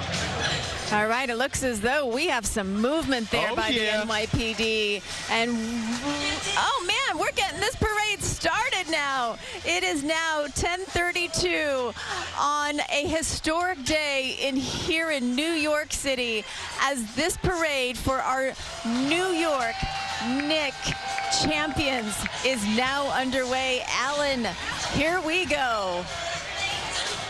Here we go. 32 minutes, not that bad, you know. I think if you bet the over, you're in a good place right now. But we are getting started. The parade has officially begun. We've got motion, and we are away. Here we go. Of course, led by Knicks legend Walt Frazier, just passed right by us there. The rest of the Knicks are going to be moving this direction here shortly on their buses, and you all are going to get to see it all right here on CBS News New York. The crowd is coming alive. Everybody has been waiting for this moment. They've been out here 6 a.m., 5 a.m., stuck on the trains, stuck on the cars. You heard Doug Williams talking about not even being able to get down. He had to walk. He had to walk an hour to get down here. So again, this is the moment. We are rocking and rolling. So here's what's going to happen. All of the players, including the coaches, the staff, they're all going to come right by us. You're looking down at them right now on board those buses. We've got a couple of technicalities that are actually coming here directly behind us. If we can swing the camera this way, I'll show you. Maybe, maybe not. We'll see. It's a lot of stuff going on. But we got to load a lot of people onto this parade route that are going down the route from the opposite direction. Take a look here. You can see all of these buses and trucks and vans are going to be slowly merging onto the Canyon of Heroes. So this is kind of like where it's all going to start, of course. And the players are going to eventually make their way to this spot. But, of course, we're going to have to be patient and wait for that. That's a media truck right there. It looks like players, of course, coming down with a sanitation, a street sweeper, actually with the Knicks faces on the side of it. It's going to be right here behind the New York City Parks Department. We're going to have a lot of, city departments as well involved in this parade. It's a whole citywide event, not just the New York Knicks by themselves. Because it's a city, it takes a city to win a championship. But we're going to have some motion here shortly. We are in a little bit of a holding pattern because you got a lot of trucks, a lot of buses, a lot of motion. We waited 32 minutes to get started. We're in motion though. So the three of you guys, we are moving. And as soon as the Knicks actually, their car actually starts moving, we're going to be able to show you guys, everybody on board, all of those buses as they pass by. All right, Alan, that sounds great. Well, I'm sure that the crescendo of the cheers is now going to be beginning to start from the southern tip of the island and then heading up Broadway. And you're going to be able to hear it all and see it all in this special live coverage of the Parade of Champions as we celebrate our New York Knicks. We see the NYPD there being represented by their colors staff and also their color guard, and then we see the NYPD band to be serenading the crowd here this morning. Doug Williams standing by there as well. He's got a great vantage point, and he's going to share it with us. Doug? Christine, yeah, I believe you're looking live at our shot right now. Emerald Society bagpipes going by right now. It is just such a special moment. And by the way, this is right along Battery Place where we are. This is the mayor's motorcade is making its way out from where the parade route is supposed to start. So as of right now, they've been going to the other side of the street and looping back towards us. It's unclear if that will remain the same. The mayor has clearly exited his vehicle. He'll make his way back towards the floats. You see his last vehicle here. So that should open up parade traffic to come through. You can see Department of Sanitation's blocking the street over there. The fans here along Battery Place were treated to what you witnessed about maybe a half hour ago.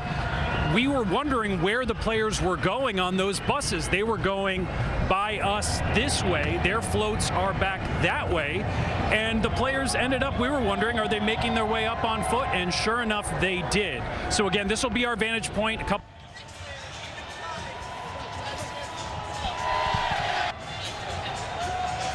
Looking at some action, the parade has begun. It sure has. And what is seen here to start us off, Otis? Within the last week, this is all I've seen of Carl Anthony Towns with a cigar and a trophy in his hand. I mean, they are doing the victory tour, huh? And why not? They deserve it. They certainly do. They certainly do. They're making contact here with the fans. A really special moment for these fans.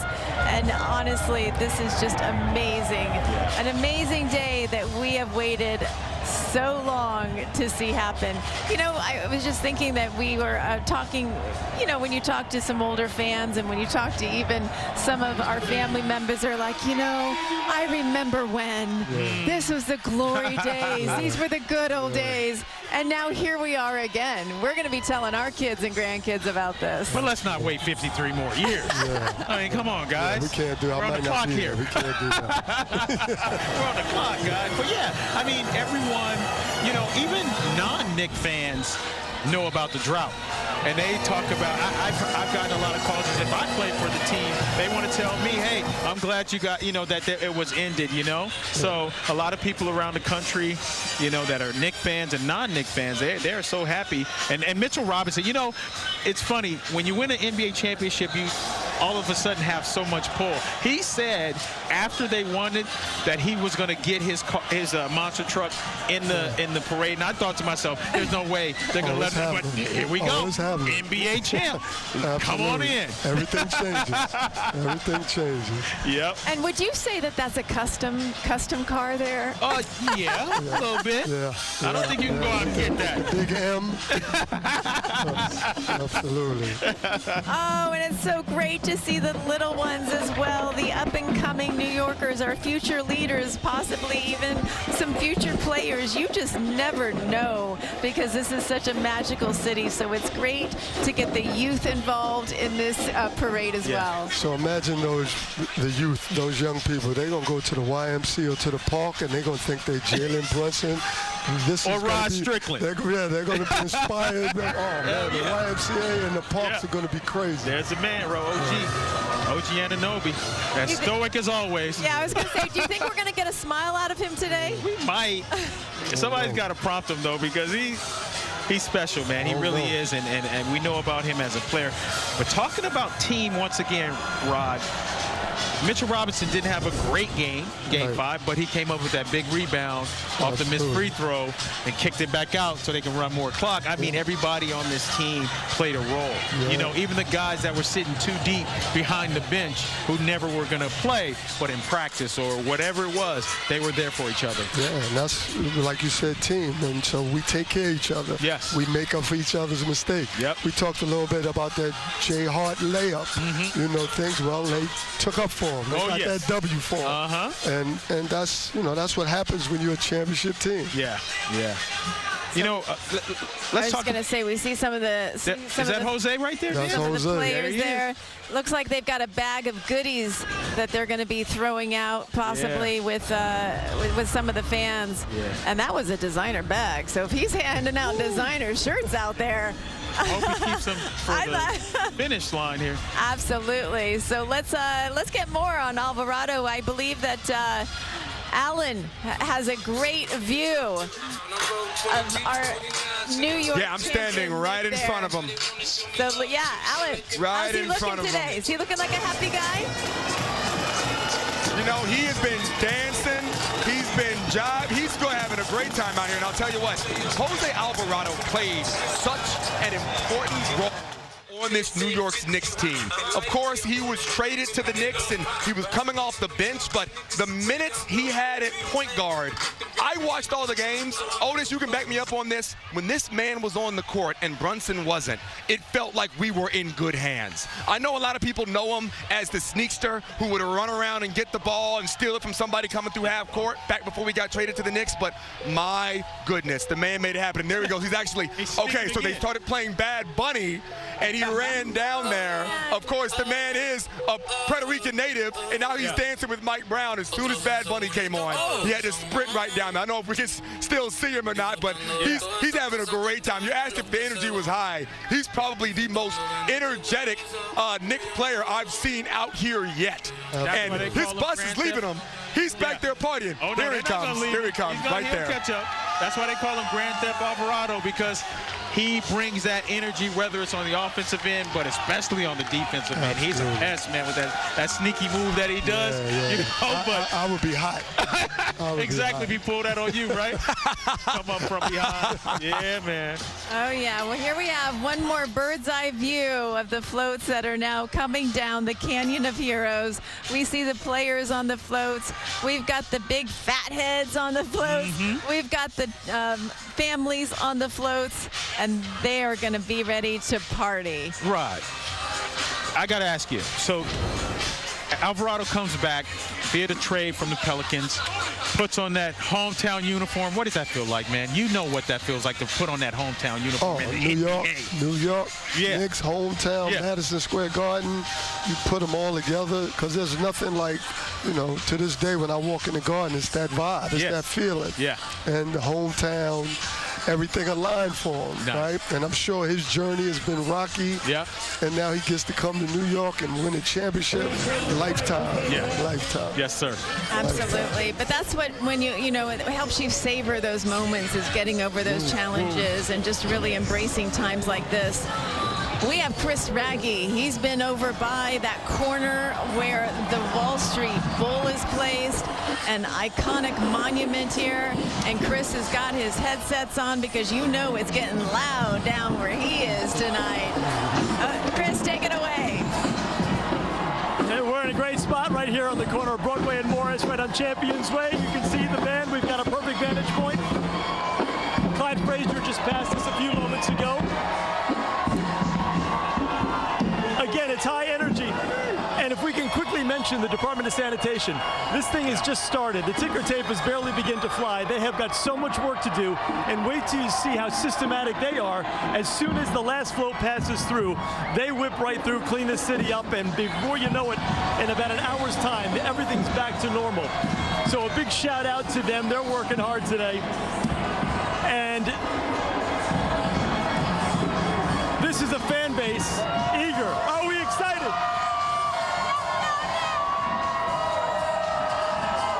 They've been waiting for hours. And it's finally here.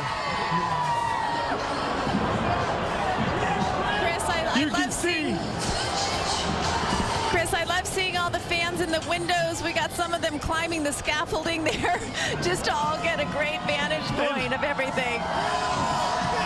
It's exactly what the NYPD does not want them to do, climb the scaffolding. But it's hard to get anybody to behave right now. Let me tell you this. I was speaking with an officer before, and I'm not going to give away his name or his rank, but he said in his last 25 years of doing 20 New Year's Eves, the Yankees, the Giants, you name it, he has said this is going to eclipse this ×2. He said he's never seen anything like this, and we're just starting, and that is the best source. 18 New Year's Eves, and he's like, that doesn't even scratch the surface of what we're seeing here. So we've got ticker tape flying. We've got toilet paper everywhere. Now it's starting to rain, so it's going to make for a great mix here. But you know what? I hate to say it, you cannot rain on this parade. Everybody is so thrilled and so ready for this thing to go. Bring it on, Mother Nature. Bring it on. Absolutely. Well, I do feel bad for the sanitation that we'll have to be cleaning up that wet toilet paper. That's not going to be fun whatsoever. But as we see more floats make its way up the Canyon of Heroes, and we see Mayor Mamdani there hanging out with leaning back. Now, wow, how do you get that spot? But we have more coverage coming up for you. We have to take another quick 30-second pause. We're going to keep these photos up for you, though, so that you don't miss a beat of what is happening. We'll be right back. Wherever you are, whatever you're doing, if you can get access to a television or any mobile device, we would love for you to join us here for our live coverage of the Parade of Champions as we celebrate the New York Knicks and their long-awaited championship win. And look at that sign. Thank you, fans. I love it, because they know that they couldn't have made this road, all of the challenges that presented to them, the energy that the fans fed to them. And this is what this is really all about today. Yep. Is thanking the fans, right? Yes. So that they can be a part of this. Yep. That's what it's all about. I mean, the players, they, of course, feel it because they go to practice every day. They play in these games. They suffer the wins and the losses. But along the way, the fans do as well. They may not practice, then they certainly don't play. Yeah. But the ups and the downs, the emotional roller coaster that a NBA season entails, yes, they're along for the ride as well. And this is their payoff for them. 30-point deficit. Fans. Reeled them back. That was, we talk about this championship, the fans. Yep. All right, we have a Josh Hart sighting. Alan Devlin there now. Alan, tell us more. We sure do. Yeah, so Josh Hart's, his float is right down here. I actually didn't see him walk by us earlier, so I'm glad we get to see him now. Josh Hart, another player that played such an important, significant role in this Knicks championship. One of the Villanova boys, of course, joining Jalen Brunson, DiVincenzo. Oh, DiVincenzo, of course, got traded away. We're not going to talk about that, though. Yep. But Josh Hart, in a conversation I had with Overmeyer, we spoke about this. Hart was basically the star of the Villanova championship team back when they were in college together. And when he took the role here with the Knicks, when they brought Hart to the Knicks alongside Brunson, of course, Brunson was ecstatic. There's a video of him. He found out about it up when I think he was in a mall or something. But regardless, he was ecstatic. Hart took a backseat role. Hart was no longer the star. Hart became a role player, a backup player who gave incredible minutes, incredible defense, great three-point shots, made it happen, dependable, and boy, them rebounds. Oh, here he is right here. He walked right by us. I almost missed him. He got off the bus, got on the ground, walked right by us. Snuck right by me, Josh Hart, he did. My goodness, yeah, so they are everywhere. And then we've got Shamit's bus, Shamit's float right over here. We're trying to track him down. It is fast pace out here, guys. We're doing our absolute best trying to find all these people because it is, and all the fans, of course, are filming. Yeah, there goes Josh Hart right there. There he goes. We found him again. Saying hey to all the fans. There we go. Circling back through, making sure he shows all the love to all these New York Knicks fans out here who, of course, came to see him and all of his teammates and everybody involved in this championship win. Back over there by the buses again. I'm sure he's going to get back on at some point. You can't leave the Josh Hart float without Josh Hart, of course. Of course. More of the buses are now moving in right here. Where's Shem? I don't see Shaman up on this float right here, so I do think he might have gotten off. Because who knows where they're going. They're having a good time. Yeah, they're enjoying themselves, right? Everybody's enjoying themselves. Watch out for the flying T-shirts coming off those double Oh, look at him with one. I'm trying to catch it. And I'm trying to catch one. There it is. Frags, what's in front of you? That's big time. My goodness, another bus has just pulled up. Look at this. Let me get out of the way of this truck. Look at this. Mitchell! Mitch is wild. And it's documented. Mitchell's getting some images for his portfolio there. I like that. Yeah, I like that. Yeah, good job. Longest tenured Knick right there.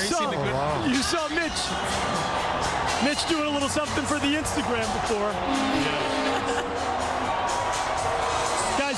Division A here. It is so awesome. We're about 5 feet. We're standing on some of the rocks, so we can be eye level with the floats.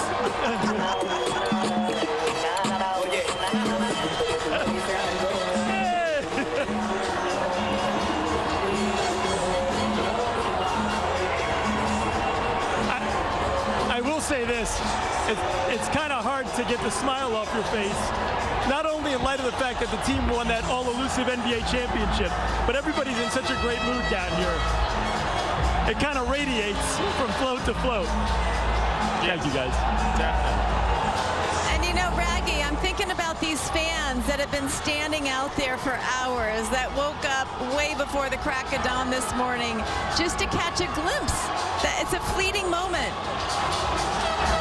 I mean, KJ, we're looking at 10, 20 rows deep in some spots, and we're down near the bottleneck, right at the, essentially the beginning of the parade.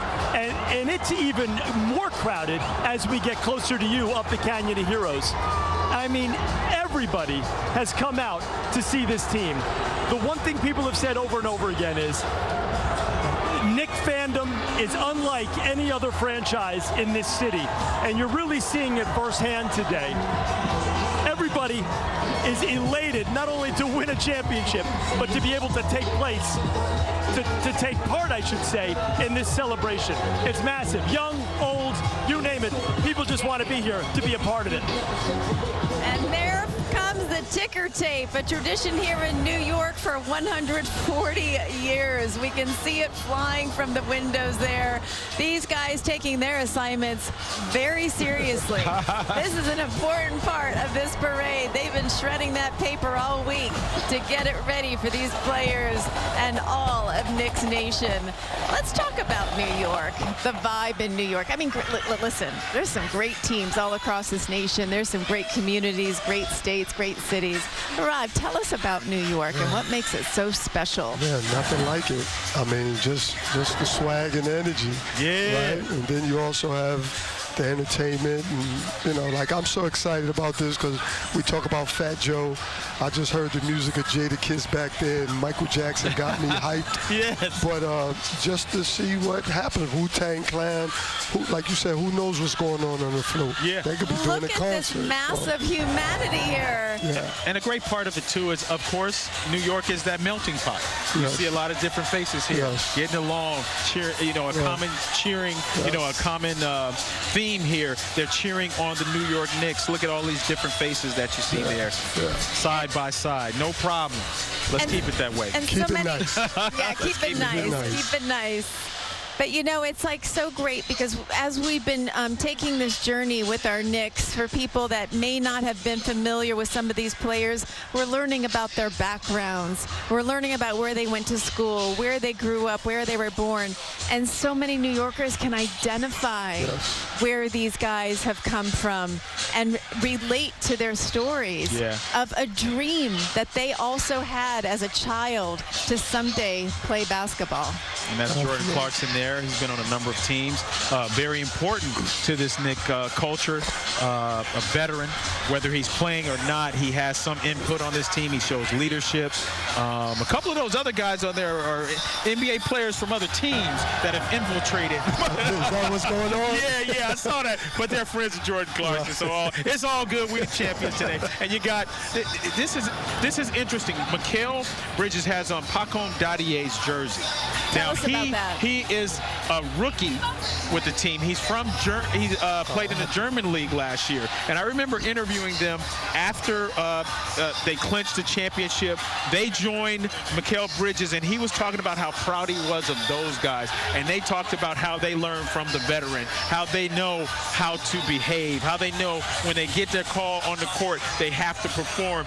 And Mikal said something that was very surprising. He said, we have faith in all of the guys, even these guys who hardly get in the games. We believe that if we put them in the game, they will help contribute in some way. And so that's his way of giving him and he put it in the front so everybody sees it.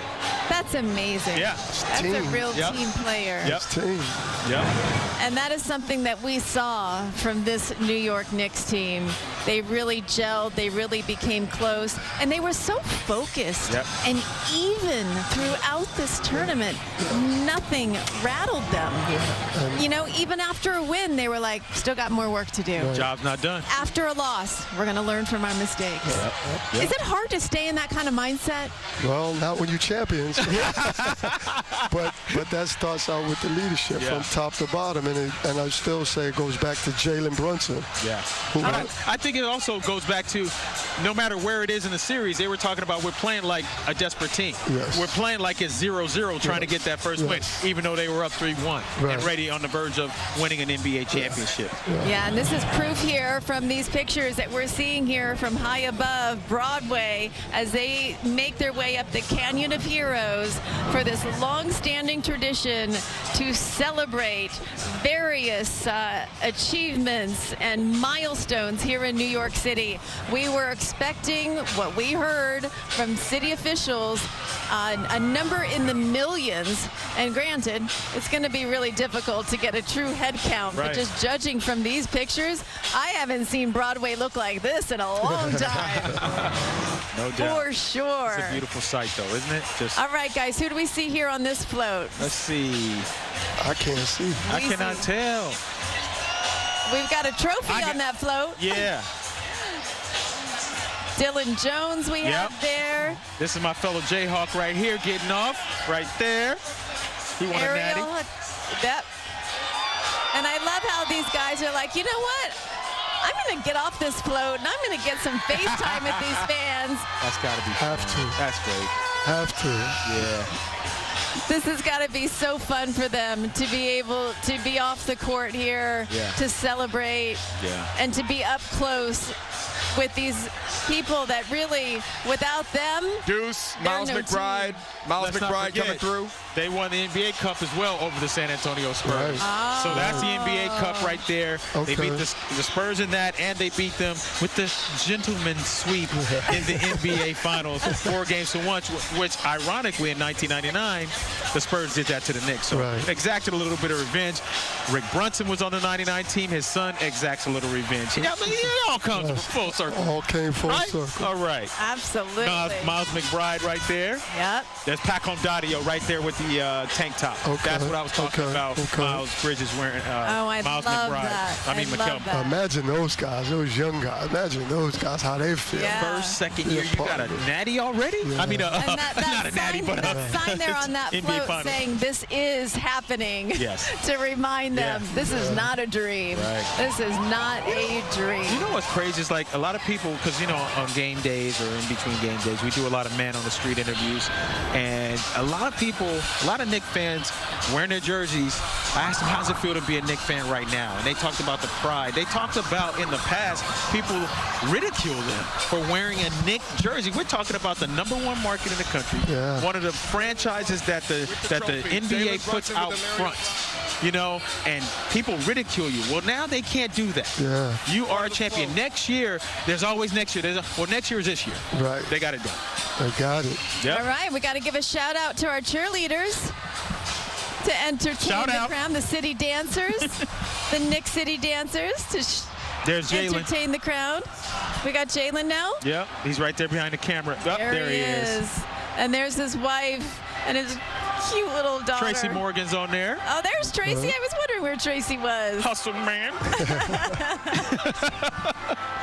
Tracy, a familiar face there courtside for a team that he is so passionate about. I'm still looking for Spike. Oh, there you go. I'm still looking for Spike. He always said Spike's on the back. Alan just said Spike's on the back. Let's see if I'm sure we're going to get him if he's there. Go, Rick. Yeah. Spike Lee on the back of that parade route, guys. We're going to get him up here. He moved to the other side. He's on the other side of the parade, the float right now. But he's up there. I promise. I saw him. Tell him you know me. Tell him you know Rod Strickland. He'll come around. If I can hear him, look, if he can hear me, I'm going to let him know. I'm going to let him know. Yeah. Yep. Tracy Morgan right there. You know, I'd like to continue our conversation about the leadership that Jalen Brunson brought to this team. You know, some fans may not know that he agreed to a pay cut to bring in some players to strengthen this roster. And then just watching him through all the adversity, some people were doubters. People were saying he wasn't a 1A player. There were some people that were saying, you know, during some of the tougher times, is this the guy who we are looking to be our captain? And he just kept focused. He kept moving forward. And even during the tournament, there was some bad calls. I'm sorry. But there were some bad calls. Maybe by those. Pushed him down. Pushing him down. And he just said, you know, it's in the past. All I can control is the future. I think that's my contribution. That's a testament to his father. That's the testament to his father teaching him about the mental game more than anything. You can't lunge out and swing on Wemby because he pushed you down. You got to stay in the moment and understand the severity of the game itself. And your presence, this is the guy that's the most important player on the court, right? So he knows that he can't do those sort of things. And a certain former WNBA player who is a WNBA champion coach said that Jalen Brunson's not a 1A player. And a 1A player at his size cannot win an NBA championship. Well, we have footage that shows that he can win a championship, and he's holding that the NBA Larry O'Brien trophy. Somebody so bought some drinks. It just shows. The parade. Just pointing that out there. As we have these live pictures. But as a professional player there, Rod, you know, how important is that aspect of the game with these characteristics that Otis was just talking about to be a complete player? Yeah, super important. I call it basketball character. You know, and he has a lot of basketball character. Very focused, very intentional, right? He had the wherewithal or the foresight to understand that I'm in New York. I want to win. If I take all this money, I may not get the people around me, so I'm going to take the less money. We're going to try to win this championship. I'm going to win the championship, and now I'm going to run the city. The king of New York. But I really think he's intentional, he's focused, he's mature, and he understood that. And if that's your leader, and just one real quick back to the 6'2" thing. I love it so much because we start putting patterns in the game. You know, like you talk about analytics, you talk about size, height, and length. Well, a player is a player, and if you're really special and you're really good, you can be 6'2", you can be him. A quick question. Actually, let's go to Chris Raggy with Josh Hart. I'll get you. What's up, Raggy? We've got Josh Hart's float approaching right now. He's got the cigar. Josh Hart taking in what has got to be a top 10 day. You win a championship and then you get millions of people celebrating everything you've done.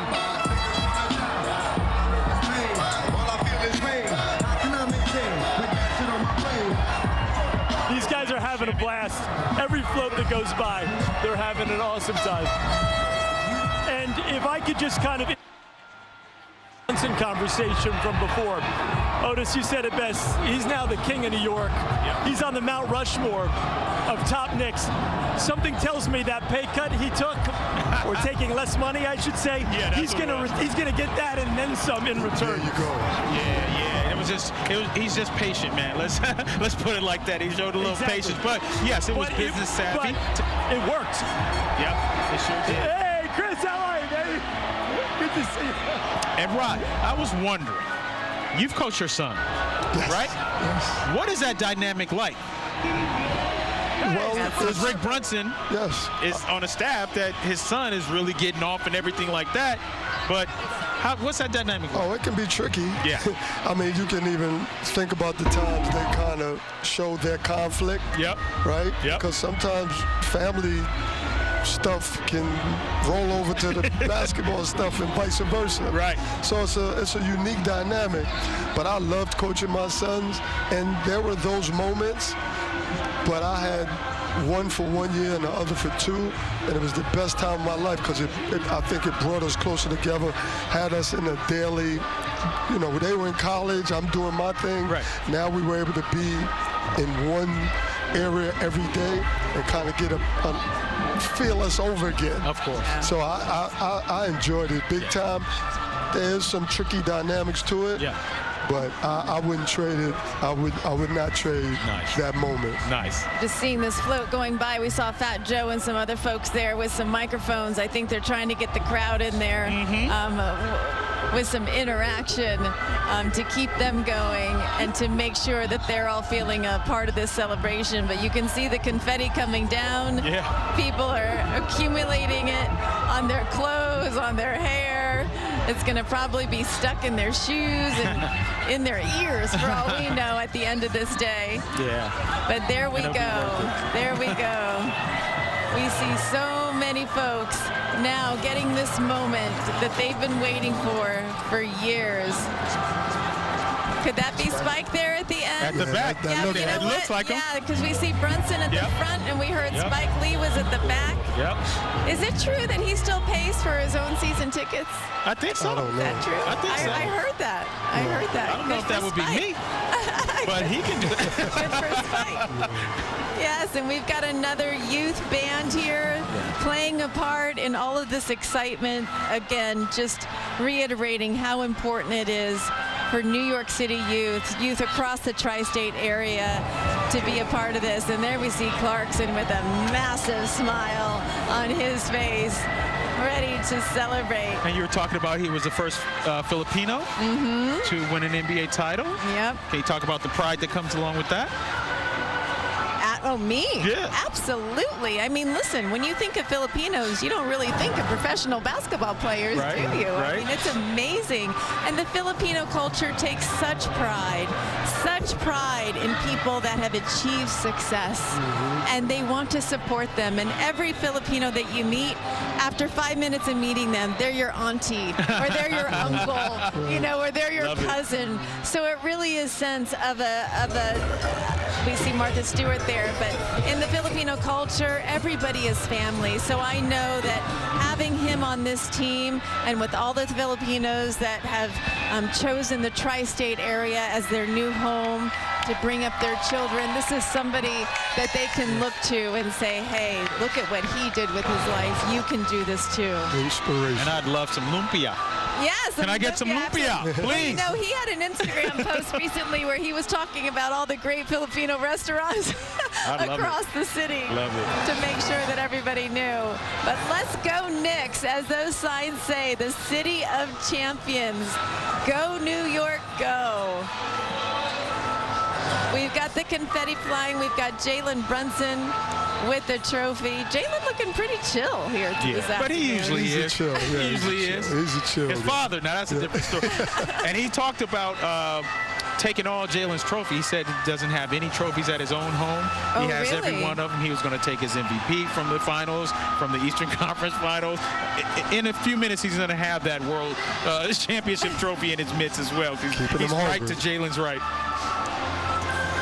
So I'm thinking of all the other New York teams here, because, you know, Rod, you were talking about how, you know, when you were playing, this is the epitome of what you want. Dylan Jones got off the float. And when we see, you know, other teams that have achieved the success, there's a part of you that's like, you know, I just missed out. But now I'm thinking about the Jets. I'm thinking about the Giants. I'm thinking about the Yankees and the Mets. Yeah.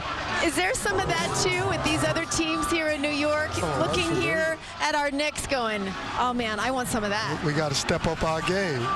The Knicks done set, you know, they done set what it is. Yeah. And, you know, our New York has, you know, a great sports history. So, you know, the Yankees had their time and everyone Giants and all of that. Yeah. But now it's the Knicks time, and I think those guys have to be looking at this saying, I want some of that. I want that parade. And we heard from Breece Hall and Geno Smith earlier this week. They talked about this very thing that you're talking about, Christine. And Breece Hall was saying saying he's good friends with Tyler Kolek, and they were eating wings, and he was congratulating them, but he was like, man, I got to get that too. You know, it was a healthy inspiration, motivation that he felt. And Geno Smith said the same thing. I'm sure, you know, Aaron Judge. I mean, Josh Hart and Jalen Brunson threw out the first pitch last night at the Yankee game, and I know they were in the clubhouse. So that winner's feel was in the clubhouse. Yankees are close, right? Just 2 years ago, they were in the World Series. They are close, but that winning spirit was in the clubhouse, and they were feeding off of that. And I can't forget our hockey teams too. We got to put the Rangers in there as well. Absolutely. None of them make the playoffs though. I know, but you know what? Rough one. Here we are today. This is what is possible. So let's go to Doug Williams one more time along that parade route. Doug was in San Antonio when our team won that championship. Doug, that was such a great moment for you. I mean, there were moments I know that you were like, am I dreaming or is this real? And here you are once again, Doug. Bring us to this parade. It really, that feeling that you're talking about, KJ, hasn't stopped. Really because New York City, as you guys have been talking about, is just a different vibe right now. And what we've seen so far this morning is a culmination of that. It just is different. And, you know, being on the court in San Antonio, having the chance to interview John Starks, Clyde, and seeing them sort of in their hands, they put them down for the interview, but they had cigars, stogies, they're celebrating. And one of the things that John Starks said so humbly was, you know, I like to think I played a part in this, and I sort of had to tell him in real time, you did. Because if you've interviewed so many of these former Knicks, it's part of why I'm so happy we have Rod with us this morning. So many former Knicks, if they've given any wisdom to the current roster and the current players, they have benefited from that experience.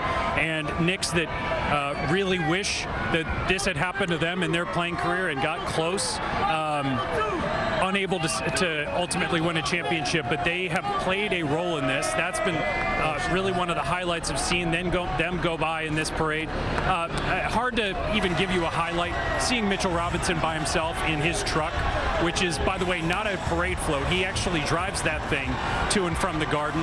That was incredible. We got a shout-out, Channel 2 shout-out from Wu-Tang Clan, which, again, I can die happy. And just watching the jubilation, the excitement, has really been magical. You see floats go by sometimes where you're wondering, oh, maybe there's no players on this float, it's fans, that kind of thing. And, oh, there's Martha Stewart. She's on that. It's just, you can't believe your eyes when you see some of the VIPs making their way through. I don't want this to end. I can't imagine we have too many floats left. Jalen Brunson's float went by with Spike Lee just moments ago. But again, the fans here are treated to such a show, and what a show it's been since the start of these playoffs, not knowing whether this team was hot and cold for so much of the regular season would be able to put together a run like they did.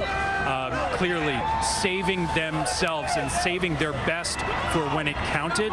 And, you know, Rod and Otis and KJ, I can't help but think about Tom Thibodeau, the years that he put in working this Knicks core into becoming what it became. Mike Brown inherits a team that was experienced, ready to win. And sure enough, they were exactly that. So it's just a fascinating thing, a roster full of guys with a chip on their shoulder, a head coach with a chip on his shoulder, and it worked together and actually perfectly represents the city that is celebrating them today, guys. And now they have a chip in their hands. When, yeah, absolutely. But you were nodding your head when he mentioned Thibodeau there. What were your thoughts on that? No, we cannot forget Tom Thibodeau, and I'm glad he said that, because if I'd have walked out here not mentioning that, I would have felt bad. Yeah. Because the New York Knicks were struggling 5-6 years ago. They hired Tim Thibodeau to change this course and bring some stability and focus, and he did that. And sometimes, you know, you can't finish the job, but he was a big part of what's happened. And Mike Brown was that piece to take it over the top. Probably needed a different voice, a different way with these players that Thibodeau had for so long. but we can't forget about Tom Thibodeau started what is being finished today. Absolutely. Definitely. We want to go to Chris Raggy, who's got a great view of Brunson. Brunson actually starting to show some life, dancing and grooving there with his wife to some of the music, Chris. Come on, let's go. Well, you know what? He has been pretty astute this entire playoff series, taking the low-key approach, and now it looks like he's kind of taking it all in and kind of letting loose a little bit. It was good to see. Holding the trophy, dancing a little bit, having a little fun out here. This is such a great environment. A couple more floats coming down, but the people here, they are going crazy. Deuce McBride actually brought some champagne bottles to the crowd, and we may have been rolling on it, you saw it, and they were exploding champagne all over the crowd. So it's an added element of what you probably thought you weren't going to get when you came to the parade today, but people are soaking wet over there from champagne. You know, there's Ben Stiller, just went by us right there. He's got the cat t-shirt on. I don't know if you guys saw before. I know we've been talking about a lot of names. Stephon Marbury, we saw him go by on one of the floats. Hey, there we go. Good job. Good job. And also, we may have been rolling it at the time. Mike Breen went by and blew me a kiss. And if you're wondering why Mike Breen blew me a kiss, Mike and I go way, way back to our NBC Sports Day. Back in 2002 to 2005, Mike and I were the #3 NBA broadcast team. And we also did the WNBA together. And now, all these years later, Mike Breen has provided the narration to one of the best NBA championships in the history of basketball. And here I am, standing on this rock. Oh, well, Rag. It's so great to see. Yeah, well, Raggy. So many familiar faces. But back to you guys. Yeah. Mike Breen. Standing on a rock isn't so bad when you're covering a New York City team. Otis, one of the all-time greats, Mike Breen. Or one of the all-time greats. I get a chance to chat with him. Yes, I'll take standing on this rock any day. There you go. Solid as a rock, Rags. But I get to speak with, I have the pleasure and the honor of talking to Mike Breen before games, and he talks about what he's looking for. And just, he's a New Yorker, you know, and to call the games of his team, you know what I mean? It's just crazy, you know. But back to Tom Thibodeau. It's like Buck Showalter with the Yankees. Got him to a point. Joe Torre comes in and wins everything, you know. So you have to give credit to both of them. We weren't going to let you get out of here without talking about Tibbs, like because he's very instrumental in the process and in the progress of this movement. It's like my guy, our fellow New York Knicks, Mark Jackson, of course. At Golden State Warriors. He put that fire in them. Yep. He made them believe. Yep. And then, you know, Steve Kerr came, but you know. And you want to talk about pressure? I mean, come on. Mike Brown comes in. He wasn't the first choice, but he ended up being the best choice. He pushed all the right buttons. And again, we talked about using the bench more than Tibbs did, and look at what was the thing that got them over the top, the bench play, and God bent that depth. Absolutely. Some really great points there, guys. We're going to take another quick pause here as we continue to celebrate our New York Knicks. Those pictures will not disappear from your screen. 30 seconds right now. Everything looks great. I just sign here? No. It's a big day. Get the big pen! The what? Big pen! Big pen time! Here we go! Big pen coming through! Keep it steady, Gary! I'm trying. Your big decisions are big for us, too. 4-Leaf Federal Credit Union. Let's money together. Hey, I need a big pen over here. All right, we are back, and we're seeing some action here on the streets. I'm not sure if some of these players, it looks as though that they are out there in the crowd. Yeah. Oh, yeah, we've got a trophy. People just want to touch the trophy. Is that Jalen? That's Miles McBride, definitely there touching it with the gray on. That's Miles McBride. I can't tell if that's Jalen or not. I can't either. Let's get a better view here. Yep, Jalen. Oh, man, Jalen out on the street, walking the street, holding a trophy that he has worked so hard for. I remember in 2004, leading up to the Olympics, I had the honor of running with the torch through Harlem. And It was supposed to be a mile that I had to run. So I would jog over. When I'm running out of breath, I run to the side and let people touch it so I can take a break. That's what they're doing right here. But I was so tired. I made it through. I had about 4 or 5 of those kind of stops just to catch my breath. But what a moment for those fans to be able to touch it. Absolutely. Prior to this, all they can do is watch it, watch the ceremony, watch other players of other teams hoist it up, and now they get to touch it. They'll never forget that. Yeah. Get to celebrate together. Yep. And these fans aren't going to forget it either. To be able to be so close to some of their heroes and their players in this kind of setting, celebrating being the best team in the NBA, just an amazing feeling and something that they're going to be passing down to their children. And hey, there he is. Oh my God, there he is. He's waited a long time for this too, hasn't he? Yeah, he might need a championship ring. I think he might get one. Yeah. I think a lot of those guys are going to get a chance to get. Oh, there's Derek Zoolander. Oh no, Ben Stiller. Yeah, Ben Stiller. And you know, another one of our team members here that we haven't heard from in just a little bit is Dick Brennan. He's actually stationed here at City Hall with us. But Dick, who is an avid sports fan, all of the New York teams, we saw him interviewing all of the former New York Knicks champions, and Dick is going to be standing by to give us some more analysis. But right now we need to go to Dick Brennan. I believe he has a good eye, I'm sorry, on Doug Williams. Excuse me. I believe he's got Patrick Ewing in sight, Doug. All right, actually, let's go back with our original plan. We've got Dick Brennan here with us here at City Hall. Dick, you know how these live events happen. You think you see somebody and then they pass right by you. But I wanted to get you in on this, Dick, because you've been waiting for this for a while. You were out covering all of the playoff runs, talking to the fans, talking to some of those Knicks legends. What are you thinking here as you take all of this in? Well, taking it all in, Christine, is fascinating to me because over the past, it's April 15th when the playoffs started. It's been months, the playoff process. And this year, we talked about this. So many people got the chance to go to these watch parties, even though they couldn't afford to go inside the Garden. So this camaraderie started to develop around the city over the past few months, something I've never seen before. I've lived here my whole life. And only around this sport, it seems, there's something about the sport of basketball.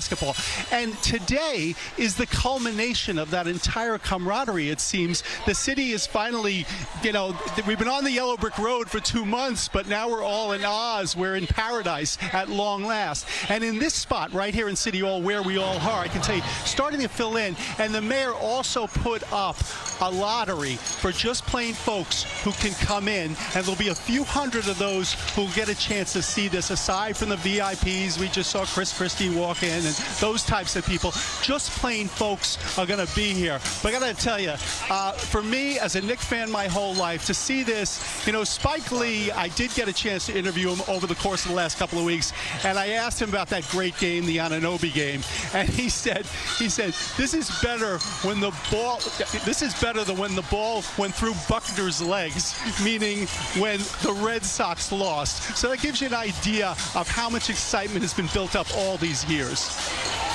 Absolutely. There's Patrick. Go ahead. Patrick Ewing, one of your former teammates. Tell us a little bit about Patrick, because now there's this whole, where does Jalen Brunson fit in the Knick legacy? Right. Obviously, he won a title.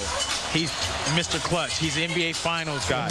Right. Let's talk about Patrick Ewing, though, and his place in Knick history. Yeah, absolutely. You played with him. So, again, I had a conversation with Mark Jackson yesterday, and he talked a lot about Patrick Ewing.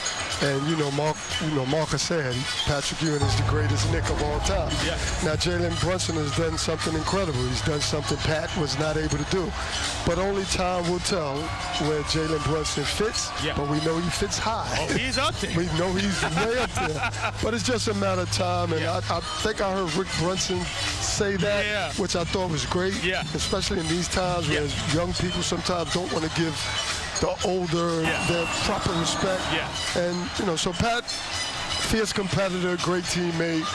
winner just couldn't get there with that number 23. Yeah, I heard that some pundit was talking about if it was LeVar Ball and his son won, he definitely wouldn't say something like that. He'd say, no, he's the greatest thing since sliced bread. He's better than Mike. You know what I mean? So, yeah, it's a humility and a lot of people thought he was kind of jabbing him a little bit to keep him focused, even in this winning time, to keep him focused on the prize. But it was the right thing to say. I believe so, too, because I think of it as well as, like, Patrick has done so much.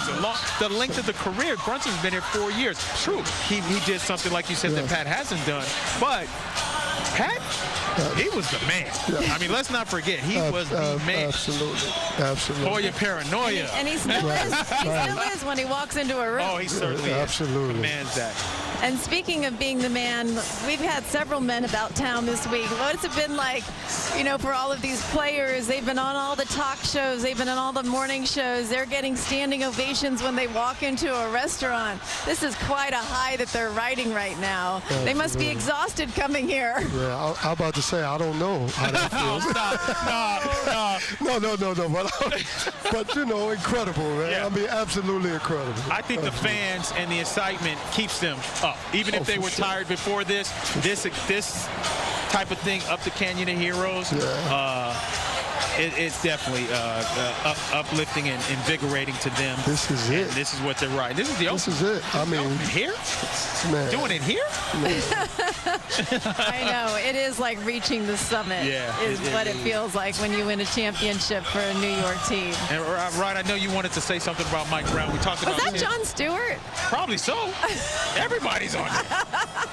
Everybody. I couldn't tell. If it wasn't, it was his doppelganger. Oh, man. But you wanted to say a little bit about Mike Brown. I just want, because like we talked about Thibodeau, but Mike Brown was in a situation where he had to do this. Had to. He was expected to do this. And then he comes in, different personality, maybe a different game plan than Tom Thibodeau. So he has to get the credibility of his players. Yeah. Right? Yeah.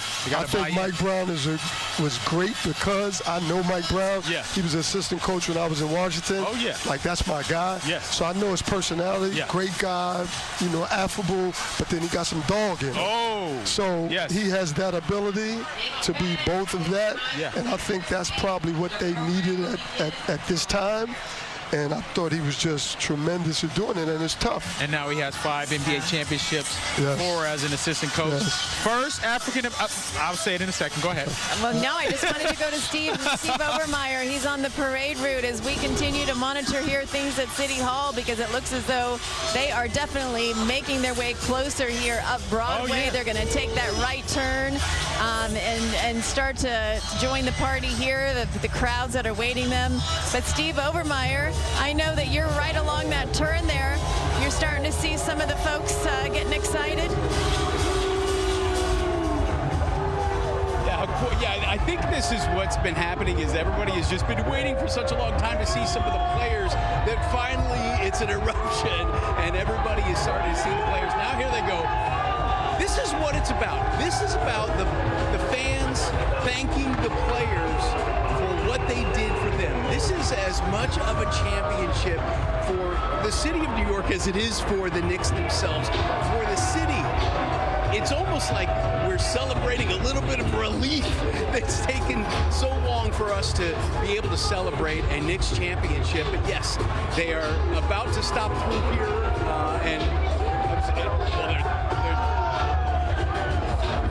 everybody's diving after the t-shirts now. I mean, we're going to have a free-for-all. But at this point now, I think everybody is ready to see. I believe Jalen Brunson could be coming sometime soon. So I think they're just kind of saving their energy for when Brunson comes around the corner. Absolutely. And, just to give our viewers a sense of all the vantage points that we're showing you, Alan and Doug were at the furthest point of Manhattan where the players were entering onto their floats, where they made their arrivals. They made their way up north to Broadway. It's only a 0.7-mile distance. So many of us walk more than that if you're commuting here in New York City and you live in New York City, but so many fans made it a point to not miss this day and pack one after another, shoulder to shoulder, against strangers, just to catch a glimpse of these players and take in the energy that has absolutely united this city. So now let's go to Dick Brennan once again here at City Hall, where we're starting to see some action taking place here, Dick. Yeah, and some celebrity watching. Clyde Frazier just came in. We can pan over. You see him sitting there in his, as the security guards just step in front of him. But he's wearing his somewhat muted multicolors, people taking pictures there. They just announced here that the program is starting momentarily, and now there's a band on the stage, so we can only perhaps be a few minutes away. We can see people taking the stage and people practicing all day long. But I think momentarily is very much a TV momentarily, because so many of these seats are not filled in, and we know the buses are still rolling. So it could be any minute, but minute could be very flexible. In the meantime, Frazier is going to have to wait a little while longer, Christine. Well, I don't think he'll mind, because there's a lot of people here that I'm sure are going to want to be taking pictures to commemorate this time. But we are sitting here waiting for everyone to arrive here at City Hall, where the official ceremony of handing the keys over to the Knicks team and the players will take place. What's not quite clear right now, unless that has changed since I left the newsroom this morning, is whether or not the team will be stopping for lunch once they get here to City Hall. But we do know that there will be a little bit of a lull to get it reorganized. I'm sure the team just needs to probably stretch their legs, take a moment here before they accept this really high honor, accepting the keys to the city. And of course we'll hear from the speeches, and something that I cannot wait for. We're hearing Alicia Keys will be here to perform, and I expect a lot of goosebumps will happen. Steve Obermeyer, once again, right there towards the end of this procession, where that corner happens to turn into City Hall. A lot of fans getting a very close view, Steve. Yeah, they're getting a good look at Ben Stiller right now in the front of his float, and you're seeing exactly how we're in it's the ownership float is what we're seeing right now, and I think Ben Stiller is a great representation of what the Knicks celebrity fandom kind of has become. It's almost like when you go to a Knicks game, it's partly for the game itself, but then who's going to be sitting on the front row? Who's on Celebrity Row? And Ben Stiller, Spike Lee, Matt Joe, they're always there. Timothy Chalamet, we've seen him quite a bit during this run. But I think that that's one of the other things that it brings so much more pride to New York, is to be able to see all of these true New York celebrities being behind this as well. Absolutely. So we see the ownership team float there. We saw James Dolan and the bright-colored blazer that he is wearing. This has been a long time coming for that man. And then we see some of the other buses, those double-decker buses that have been all wrapped in Knicks colors and Knicks slogans, that are bringing in some other VIPs and also members of the Knicks staff and other people that have really just worked so hard behind the scenes to make all of this run so smoothly. And there are the fans all there to greet them. This will all eventually culminate here at City Hall. Well, Mayor Mamdani, and we also saw Governor Hochul there on the float, so I'm assuming that she's going to make her way here to City Hall. Who did you Landry notice somebody? Shamet. Oh, there he is. Landry Shamet getting his groove on. Absolutely. They're dancing to their own music today.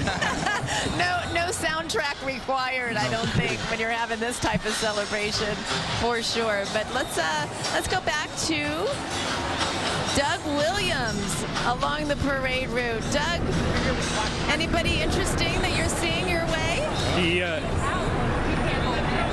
Well, the parade has now passed us by. By the way, before I get to Patrick Ewing, I can't help but think that I've provided Dick Brennan with the perfect icebreaker, because after Game 5 in San Antonio, I had the pleasure of telling Walt Clyde Frazier that he was Dick Brennan's hero. So, Dick, do with that what you will. You'll be able to at City Hall say, "Hey, I'm that guy. You're my hero." But just one of the things that the Knicks did a great job of in this parade procession was from start to finish a who's who, not just of celebrities, not just of Knicks current players, but Knicks former players. And towards the back of the parade route, sitting in a convertible, was Patrick Ewing. So I wandered out into the street to ask him a couple questions. Could barely hear his responses. Let's take a listen. How much is this meaning to you right now? This team means a significant amount, not only does to me, but to the whole city. Look at how all these people are coming out to celebrate them. It's a great feeling. Thank you so much. I mean, again, Knicks alums don't have to do this. They don't have to remain such a part of the Knicks organization. They don't have to tutor players. They don't have to be in the parade. Some would be forgiven for it being so painful to never have done it themselves, to hold back some sort of resentment that they weren't able to get it done, and now they're at someone else's parade for a different team of players wearing the uniform. What the Knicks alumni have done is stay involved throughout, through the difficult years and through the success of the last few. And seeing Patrick Ewing, one of the greatest to ever play the game, one of the greatest to not win a championship, being able to enjoy his part in the organization. And in San Antonio, it was almost like I broke the news to John Starks. He said, as a member of the organization, I said, wait, that means you're getting a ring. And he stood back and sort of realized, I guess it does. And I think for them, it is so well-deserved. I wish I could tell them just how much they mean to this city still, because the pain that has been endured, the almost for generations, are part of what makes this so sweet today. And Knicks history is something to celebrate, and it's part of what we're celebrating in celebrating Knicks history. First championship in 53 years today, guys. Yeah, and Doug, they know about the pain and suffering because they're out with the fans. The fans are talking to them. They're commiserating with them as well, because it's frustrating to them. They want that championship. They wanted this so bad, and I know John Starks personally, know Patrick Ewing.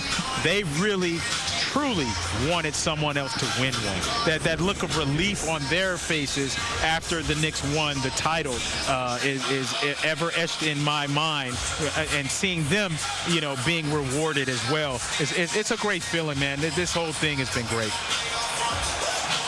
Rod, what do you think about that? No, I think he said it all. He said it the best. I mean, I've been to games. I've sat with the alumni, all the guys. I've seen the energy. I hear how they speak, the intensity. Yeah. I see John Starks, Steph about to go on the court. So this is big for us. Yeah. All right, let's get back to the man who found a rock to get a better view of this parade route. Chris Raggy. Who do you got there with you, Rags? Maybe I've got a future Prudential after this. I've got with me, because we are now at the tail end, I wanted to get a little reaction. So these two gentlemen, Al and Ty, came up to me. And Al, you've been a fan for how long? 65 years. Was the wait worth it? Hell yeah. Ty, what was this like for you to be out Hell yeah, like he just said. Where did you the last championship back in 73, where did you see that? My daughter was born, and I seen that in a bar. Okay. So the first one I seen in a barbershop on a black and white TV. But this is it. Yep. I'm in heaven. This is great, right? I'm in heaven. I'm in heaven. I don't know what to say. I'm speechless. Well, I'm actually speechless. Now you've got the memories of a championship and this parade. This is pretty cool, right? It was cool. It was the best. Like OG said it. This is too cool. Yep. This is pretty cool. Guys, thank you again. Appreciate it. Good to see you both, all right? Seriously. Go on. Here's to another one next year. So it just goes to show you the quick exodus Everybody is now cleared out. Now the cleanup begins. I know you've got all the action coming to you at City Hall right now, but this was superb down here. We had such a blast. It was so great to see the fans so engaged and the players getting off the floats and engaging with the fans and kind of giving them a big thank you for everything that they've endured over the years. And one last note on Patrick Ewing. You are not a basketball fan if you do not love Patrick Ewing. I remember still shedding a tear as a Georgetown. He made me a Georgetown fan, and watching Harold Jensen rain those threes down in the 1985 when he played for Villanova and then losing the national championship. I still remember that. And one of my best sports moments was when the Knicks won the lottery and I knew Patrick was coming to New York. So it's been a roller coaster for the past 40 years. But I'll tell you right now, if you're a Knicks fan, you are riding high. You can use this NBA championship equity for quite some time. Rags, I can't let you get out of here without saying, did that guy say his daughter was born and he was in a bar? Wait a minute, man. I know we're celebrating, we're trying to gloss over stuff, but I can't gloss over that. He didn't know what he was saying. He didn't mean that. I don't think he meant that. He meant to say that he was watching on a black and white television at the bar. Oh, wait a minute. Something's going on here. We got Daryl Mack, I didn't want to ask a follow-up, Otis. I hear you, man. Otis, I didn't want to ask a follow-up. But I will say this. This city, these fans, they understood the assignment, man. This was pretty awesome out here. Yeah. Absolutely. And it looks like it snowed there where you are with all of the confetti there on the ground. But in about an hour. Exactly. Yeah. Well, I was going to say in about an hour or so, you will never know that the ticker tape parade happened along that route there because our New York Sanitation Department acts so quickly and moves in so swiftly to clean up these streets. We got a rap royalty right there, hip-hop royalty right in the middle of the screen. Daryl Mack Daniels of Run DMC right there. King of rock, there is none higher. Yeah, I mean, all of their hits back in the day. Oh, Rags, we have one of the youngest Knicks fans right there. Wait, hold on. The littlest Patrick Ewing fan. How old? He's 8 months. 8 months, and a huge Ewing fan, huh? Oh, of course. Classic. That's when we started. I was born in 72, and then this is my grandson, and now he's born. Wait a second, you're a grandmother? Yes. Holy mackerel. These are my children. These are my children. You are a beautiful family. Look, hey, did you have a great time? Oh, a wonderful time. A wonderful time. Thank you so much. It's amazing. But to be a part of it was really, really cool. And what? Have a great rest of the day. Good luck. Bye, guys. That parade, Sorry, guys, I couldn't hear you. Took the headset off. But what a beautiful family, and they're starting the Ewing fandom early. So, I mean, that kid's off to a good start. Let's go back to you. All right, I think that's Chris's way of telling me that he's not going to listen to me anymore when he takes those headsets off. He's like, I've had enough of you. Monica McNutt. But I was just going to, oh, there she is. Yeah, I was just going to say that baby is exhausted after having experienced that parade. And I had the pleasure of holding that after the Knicks won in San Antonio. Is it heavy? Yes, it is. Deceivingly, I yoked it up. I still yoked it up, but it was, surprisingly a little heavy. I curled it a couple times and yoked it up. See how easy she's holding it? She got some guns, though. And Monica, one of the announcers. Yeah, radio play-by-play. Play-by-play. Absolutely. Yeah. And she had a few great reactions that we saw on social media there, where the cameras were turned to her, especially during Game 4 when OG tipped in that basket. I think that was so much fun for me to be able to see the reaction of all the announcers. Yeah, because they're fans too, they're viewers too. I asked her, since she works for MSG. Among other places, I asked her after the game, you getting a ring? You getting a ring? She's like, started pointing to her finger, like, yeah, at least get a replica or something. So she's getting a ring. I think Spike is going to get a ring. All those guys. It's incredible. Well, they deserve it. So it's only not even been a week since we were watching what would have been, we didn't know it when it started, but Game 5 of the NBA Finals against the San Antonio Spurs. We were up 3-1, and that guy right there, I believe, has a T-shirt that has Brunson's daughter on the front of that T-shirt. And there's Brunson, speaking of which, wow, they're making their way back to the float. Yeah. And I do believe, let's see. That looks like Jordan Clarkson. I'm not sure. Yeah, you're right. Yeah. You're right. But there's some activity. It looks like they got off the float. They haven't quite, I don't believe they made their way to City Hall because I didn't see them pass by in my eyesight yet. But we know that they are getting closer because we're seeing more and more people filing into the City Hall Plaza here where they have lots of chairs set up. They've got bands, they've got DJs here already, and we've got some of the VIPs. Yeah, there's that T-shirt. We've got some of the VIPs that have already made their way here to watch this formal ceremony of the New York Knicks being honored. Oh, I see Mariska Hargitay there. There's Jordan Clarkson again. Ooh, we're breaking out the champagne now.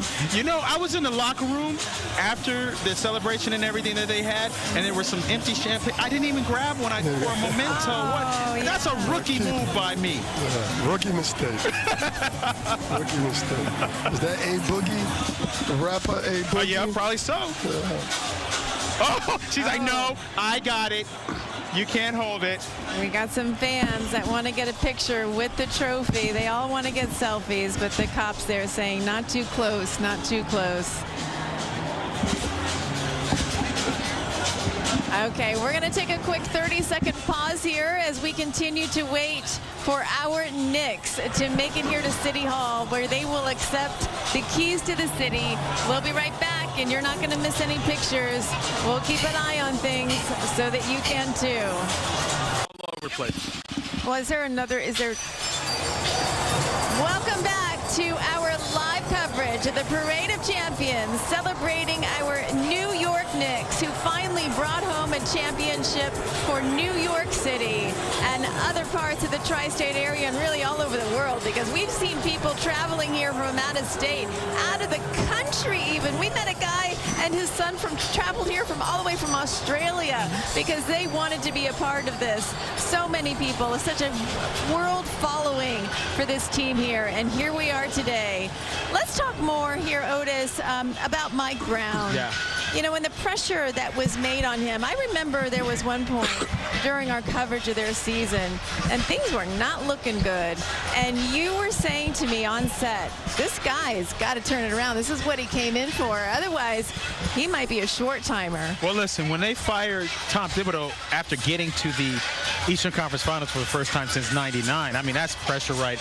I mean, you got right to the precipice of the NBA Finals. This guy was brought in to get you over that hump. There was a point in the season where they were struggling, and James Dolan said, we got to get this together. You know what I mean? So that ratcheted up the pressure. You know, he made all the right moves. He delivered, and that's not normal. And I had the pleasure of talking to him after they won, backstage. They were taking pictures with the trophy and everything, and he just kind of exhaled. And I said to him, I said, great job. Did you know that you're the first African-American manager, head coach in New York City history, professional team, to win a championship? And he looked back at me and he was like, shocked. Yeah. But he said, thank you. Yeah. I mean, it sent chills because what a man has stepped in a hornet's nest, or what could have been a hornet's nest. And remember, you were talking about it earlier. There was a point they were trying to run him up out of town in the playoffs. Yes. Right? Absolutely. I mean, Atlanta series. And he landed it. He stuck the landing. Yeah. And we talk about players that, like, if you think about it, New York is such a thing.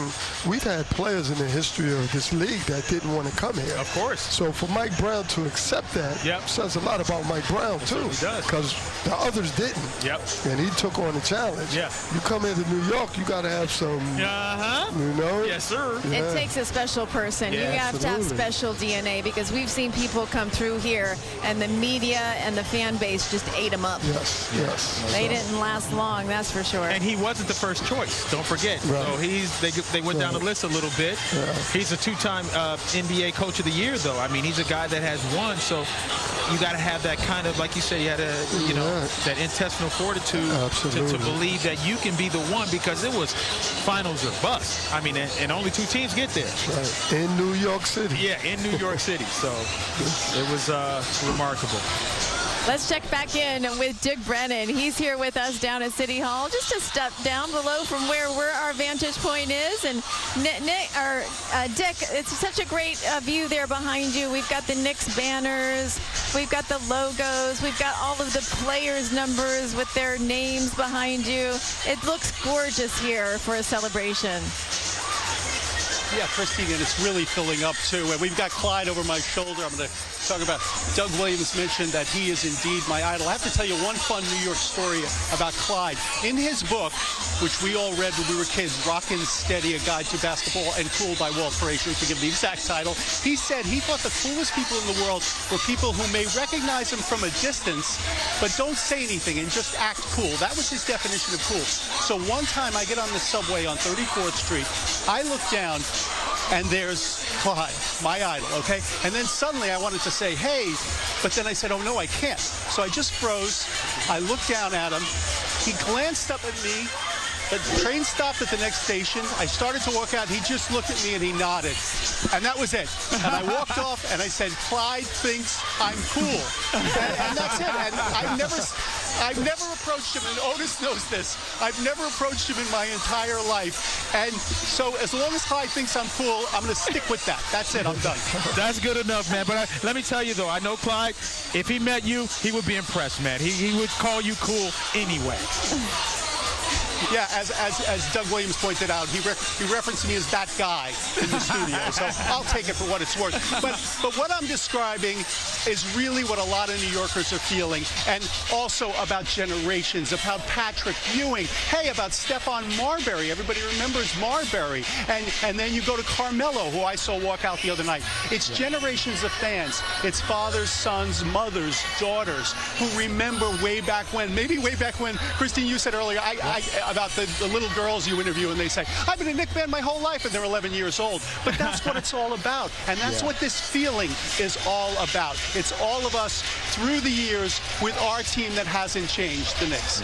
And today's a culmination of 53 years, man, in the waiting. It's been a long road for the Knicks to see another championship win. The foundation of today's team laid by a mastermind who built a winning roster. What an amazing look back there. And an important part of that piece was the Villanova guys, Brunson, Bridges, and Josh Hart. They were essential for this team to get to this point that we're at right now. And for more on that, let's go out to our own Steve Overmeyer, who's checking in with the Villanova Three. Yeah, without a doubt. And we've got a lot of the fans here. They're just, they can't help it. They can't help it. If there wasn't enough confetti, you had to get more. You had to get more confetti, didn't you? I had to. Yeah. I had to.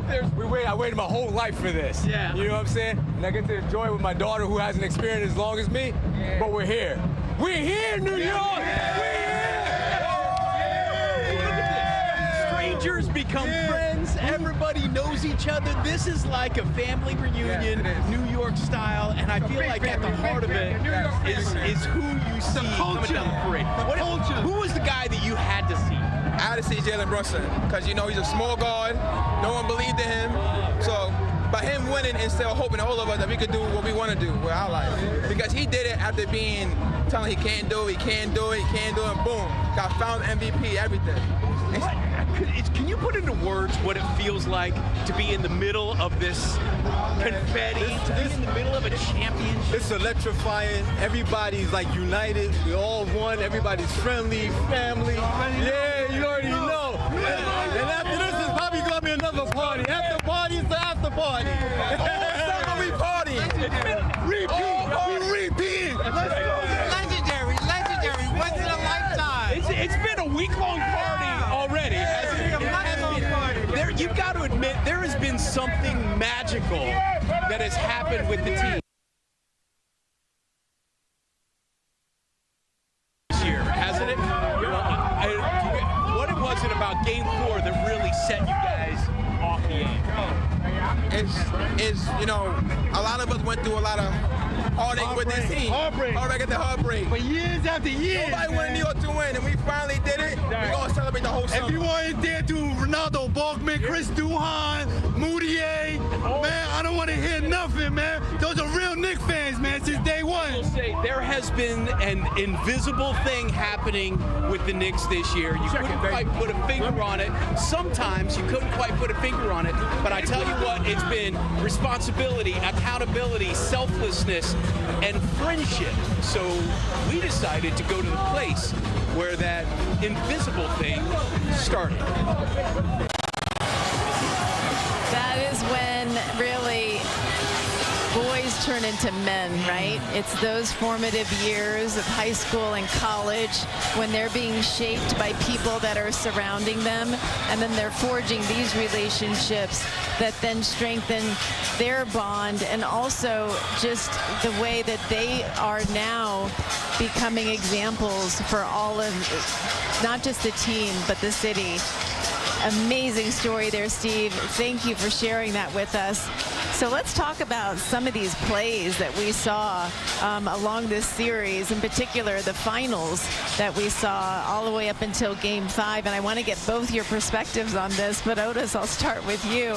I mean, what do you think out of all the exciting moments, and there were many, but what was the defining play of this run? I mean, it had to be OG Anunoby's tip in. I mean, 29 points down, greatest comeback in NBA Finals history. If he doesn't get that tip in, then it's all for naught. And now the series is tied at 2. Coming out of nowhere, just having the wherewithal. And Rod, I don't know, is there an edict in the NBA that you can't block out?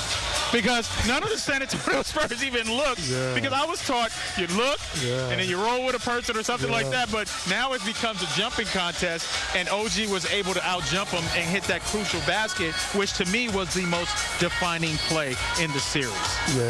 And right, box out. And even, you know, they came out of a timeout, right? So in the huddle, they make sure everybody box out. So they got away from that, but I think that was definitely the defining play, along with the block. Yes, by OG as well. So OG did both, but that definitely was the defining play. Because he came all the way from the sideline, right? And just made a beeline to the basket. He inbounded the play. And if you're not concentrating, not focused, you can easily do that. He takes it out, I turn and look, and now he goes. Because at first, as he passed the ball, and Jalen was getting ready to get double-teamed by Fox and Wembanyama, he was calling for a shot. He wanted him to pass him the ball to shoot a jump shot, but instead Jalen took the shot. He ran right to the basket.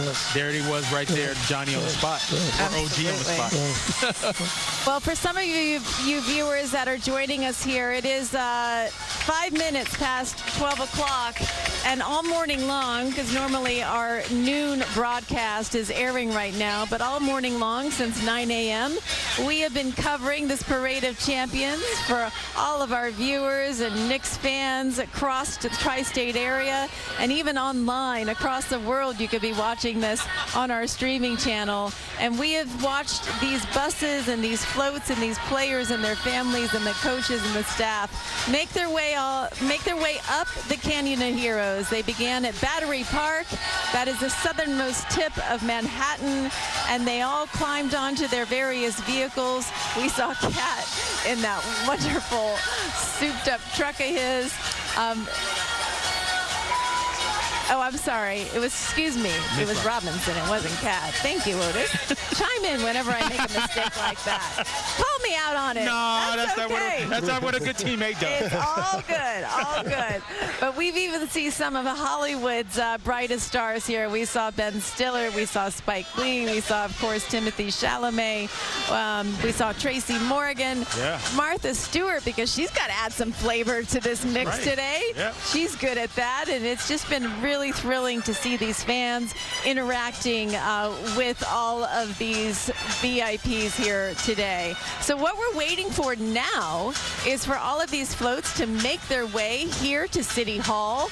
We do seem to be in a bit of a traffic jam from what I can see here from our vantage point. I know. A traffic jam? I know. Just another day. But we are noticing that more and more people are crowding into this area that has been set up where the mayor will present the team with the keys to the city. So there is a lot more to cover here on our special coverage live live coverage with all of our team members that are here today in the Parade of Champions, the championship ceremony, the artists that are going to be here. And you won't believe the performance that we are in for. So stay with us. Don't you go anywhere.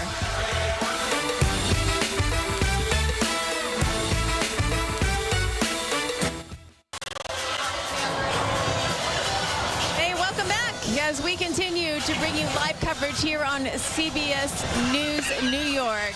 We got it's all right. Take a picture. Hey, we got to capture the moment, man. Whenever we can. They didn't catch me doing that. But it's all good. But you know what? This doesn't happen every day. Right. And we waited over 50 years for this to happen. So feel free. You got to get all of this done. And by the way, we want to see some of your pictures that you've been taking here today, some of your videos. All you got to do is go to our website. I'm sure there's a QR code website. Somewhere. some QR code that's on there. If not, just send it to our assignment desk. We want to see how everyone is celebrating today. And we see some bands here. We've seen a lot of different various organizations participating in this. We've seen children's bands. We've seen high school bands trying to make out the T-shirts here. But these are definitely a Knick fan base band because we've got the tuba there covered up in a Knicks T-shirt. Which is very clever. So, you know, it just seems anyone that you talk to here in the city lately is just ready to talk about the Knicks. Yeah. People's wardrobe, it's all about the Knicks, right? Yeah, we all have that one thing in common. You go, got some stuff from Carl Banks. Yeah, a winning team. Hannah Klieger has more how the Knicks are helping the city come together. You are not imagining it. There is a sense of joy and unity felt across the city connected to the Knicks championship win. The way the Knicks played, the way that they won, united people who didn't even think or care or know that much about basketball. David Hollander is a sports business professor at NYU and author of How Basketball Can Save the World. New York was fully participating like nothing I've seen other than tragedies that have brought us together, 9/11, COVID. But this was a positive thing. How do we capture that feeling, bottle it, and figure out a way to use it in other parts of our lives? Let's spend more time in front of each other. It's a phenomenon experts like psychotherapist Terry Cole call collective effervescence. And it refers to this feeling of like heightened energy and excitement and unity, right? Emotional connection that people feel when they have this collective experience. And in arguably the happiest place in the city, in an area known as the People's Playground, the win is not just bringing joy, but in some cases, a renewed sense of hope. So we've had declining sales every year post-COVID. At Brooklyn Beach Shop in Coney Island, co-owner Maya Miller says it's been a rough few years for her seasonal business, but since they brought in new Knicks championship gear, it's like a lifeline for us. Shirts and caps are flying off the shelves. New York, at its proudest moment, and there really isn't a big box sporting goods store nearby, so we're just happy to be a part of it. For now, in a city that doesn't agree on anything, the Knicks found common ground and brought us all courtside. Does it look all right? Roll it up. All right. Yeah, speaking of that apparel and stuff, like I was saying before we went to the package, Carl Banks, the Giant Great, sent me this. Show the back, though. Yeah. The back is like something to impress. There we go. Look at this. Look at this back. Right? And this, what else is... Mr. Softy. That's Softy. New York. There's nothing more New York than Rod Strickland and Mr. Softy. I'm about to call Carl Banks. I need some G3 gear. Apparel. Yes, sir. Yes, absolutely. About the Mr. Softy, are you a chocolate vanilla or the twist? I'm a swirl. Me too. Vanilla swirl. I'm the same way. We got to get that swirl in. Yep. But hey, we're still waiting patiently here at City Hall today. If you're just joining us, we're having a party here in New York City. We've got some marching bands that are here to celebrate our New York Knicks. And I love the way that this is really turning into a community event, because that is what we're all about. We need to celebrate as a community. These Knicks brought us a real gift during this run. New York, we've had our ups and downs in this city. And the past few years, ever since COVID, we've had our problems. We've had our struggles. We've had our challenges. But suddenly now, in the past couple of weeks, there has been just an energy shift here, and it is so welcome, and everyone feels it. So let's go to Steve Overmeyer. He has been out on the streets speaking with fans. And Steve, you got some confetti on you there, buddy. You know, do I? Is it around here somewhere? Because honestly, I can't believe I'm standing right now with all the confetti that has been sprouting around right now. And I mean, we have loads of confetti on the ground. This has kind of been recycled confetti too. I think this has been thrown up in the air like 2 or 3 times at this point now. It's also mixed with trash. So now it's starting to look a little bit more like our city streets. The Department of Sanitation has definitely got their work cut out for them right now to sweep all of this up. But yeah, I mean, it's no longer the ticker tape parades back in the 1920s when they were actually throwing ticker tape out the window. Now it's obviously recycled paper at this point, but that's what makes it so fun. It just feels like it's snowing. This is what makes it feel like it's New Year's Eve, you know, where you're feeling like everyone is just a part of something, and you're kind of feeling like you're in a little bit of a snow globe when the confetti comes down on you. And honestly, I don't want to wipe it off. I'm going to keep this confetti on this jacket, I think, forever. I think I'm going to go ahead and just pound that in there. What do you think? I think it's a look, Steve. A look? Yeah. I like that. No, it works for you, though. It works for you, though. Have at it. Exactly. I might need to get you a lint brush though when we get back to the studio there, Steve. But you know, we're also getting a chance here to look back at some of these great players. Alan Devlin, he caught up with another great to talk about the history and his road to this championship. Let's hear more now from Karl Anthony Towns. He is our most famous and most successful alum, and we are very, very proud of him. Long before New York Knicks center and NBA champion Karl Anthony Towns walked the halls of Madison Square Garden, Towns was a high schooler here at St. Joseph High School in New Jersey, number 44, both a standout athlete and student. Just ask some of the people that knew him best, like one of his former teachers, Chris Herring. I was so proud of him then, but I knew that as a young man, as a leader, there was so much more he could do. And watching him in this playoff run, it was magical for me. Even though Towns has long since graduated, his legacy remains scattered across campus. Trophies and placards cover the walls and shelves, his face plastered along the corridors, and his jersey hanging in the rafters in the gym he once called home. It's truly special. He's showing the St. Joe's green for us. He's representing us every time he steps on the court. And the potential future NBA Hall of Famer already in a Hall of Fame of his own, being inducted into the St. Joseph Athletics Hall of Fame in 2021. These photos from when he visited campus to accept the honor that October, taking photos with his old teachers in front of the entire school. To know that this kid, who I knew so young, has matured into such a great young man and a guy that people could rely on, that really a whole city could rely on. From a New Jersey high school standout to NBA champion, Karl Anthony Towns' legacy stretches far beyond Game 5. And I see him every time he has these conversations with reporters after the games, and it's always about just finding his best self. And I think that's what we saw in the NBA Finals. He really found his best self, and that's why the Knicks won. Finding your best self, that's what a lot of these players did during this journey. Yeah. And it's so, you know, it's only the elite of the elite that can get this done. Yeah. People, we don't see what happens behind the scenes, how many hours that they put in, the journey that it took from playing ball as a kid to the sacrifice, you know. And just let's talk about basketball here in New York, just in general. You know, you can't go a block or more without seeing a basketball court, you know, here in these areas. They're in every neighborhood, some of them in better shape than others, but you still see people out there. It's part of the tapestry of this city. Yeah, that's what New York has always been about. Yeah. You know, like the game has become global, obviously. We see it everywhere, great players everywhere. But there was a time where, you know, New York was it. Yeah. You know, we had a certain style, and when you left New York and went to other cities, like, you were almost like an alien. Like, people, you know what I mean? Like, you really, like, you know, obviously the game has grown all over the place, but, you know, this is the place, you know, for me, made me, gave me that toughness, playing out on the streets and street ball tournaments. That competitiveness, that one-on-one, that trying to outshine you, trying to outdo you, trying to shake you, like that was a New York thing. And, you know, obviously, like I said, it's global now. Yeah. But especially the point guards, too.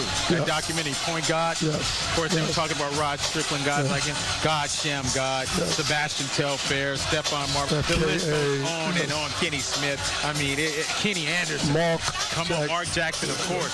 So, yeah, the Black Top, where they were playing basketball, it's here in New York City. In Jersey, too. Let's give them credit in this area. Right. But, yeah, New York City is where it's at. That's why they call it the Mecca, you know, of basketball. Yeah, absolutely. And hey, you never know who's going to show up on a court around here. So, you know, tear you up. Yeah. But let's go to Dick Brennan one more time. He's here with us at City Hall. Dick, it looks like those seats are starting to fill up there behind you. That's a good sign. That is a good sign, and it's never a party until the politicians show up. And let's just look at the stage for a second. We see Tish James, Julie Menon is there. We're starting to lose Andrew Stewart-Cousins, Jumaane Williams, who's all decked out in his Knicks gear. And if we go down over to my left, some of the Knicks players, the former players, have shown up. We can see Carmelo Anthony. I don't know if you can see him from behind. Larry Johnson, Latrell Sprewell sitting where Clyde was sitting. So the crowd is definitely getting bigger. The seats are filling in, and we can only hope that in just a short period of time we're going to start seeing some of these present Knicks players. Now, one thing they've really done well here at City Hall is they've done up City Hall. They've decorated it with all the numbers of the present Knicks, and it looks absolutely beautiful.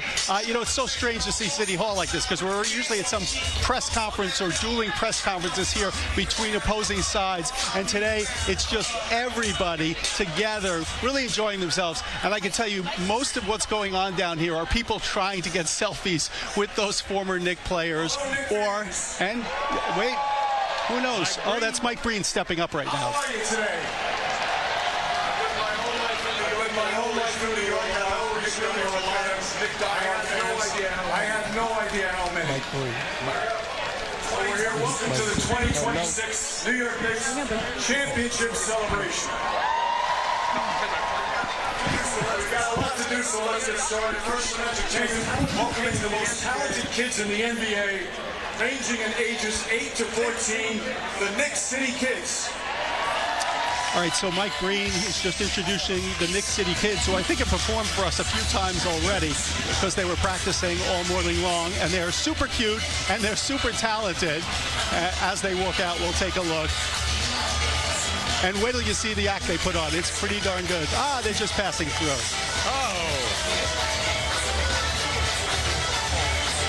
We thought we were going to get some song and dance, but I guess not. Well, maybe we still will. You never know. But they have their little moment here to shine. Oh, wait. I think we are going to get this performance. Here we go. Sugar Hill game.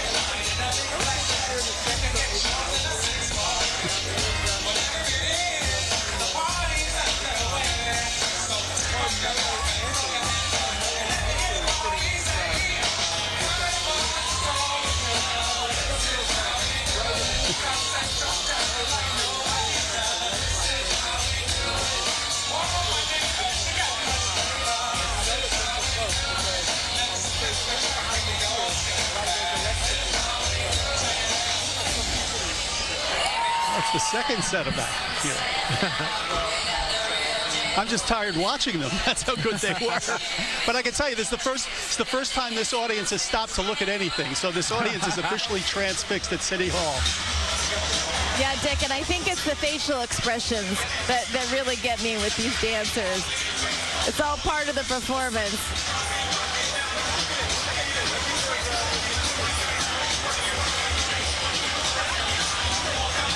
Thank you. Yeah, okay, that's a move. That's a move.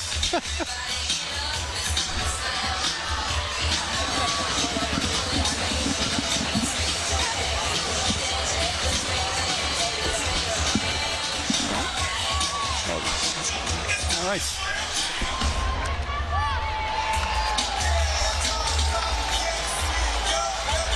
We should point out this is just the beginning of this ceremony where we will see the Knicks players come out.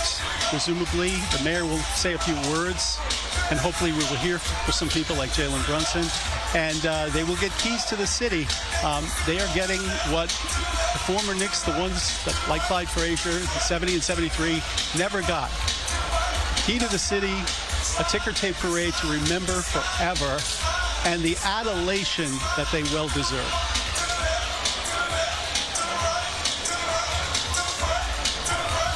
To the city.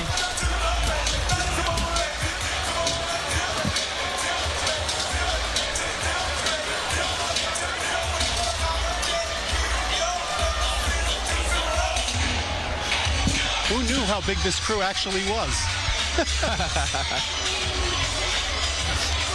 They've got the A team, the B team, the C team, but they're all great.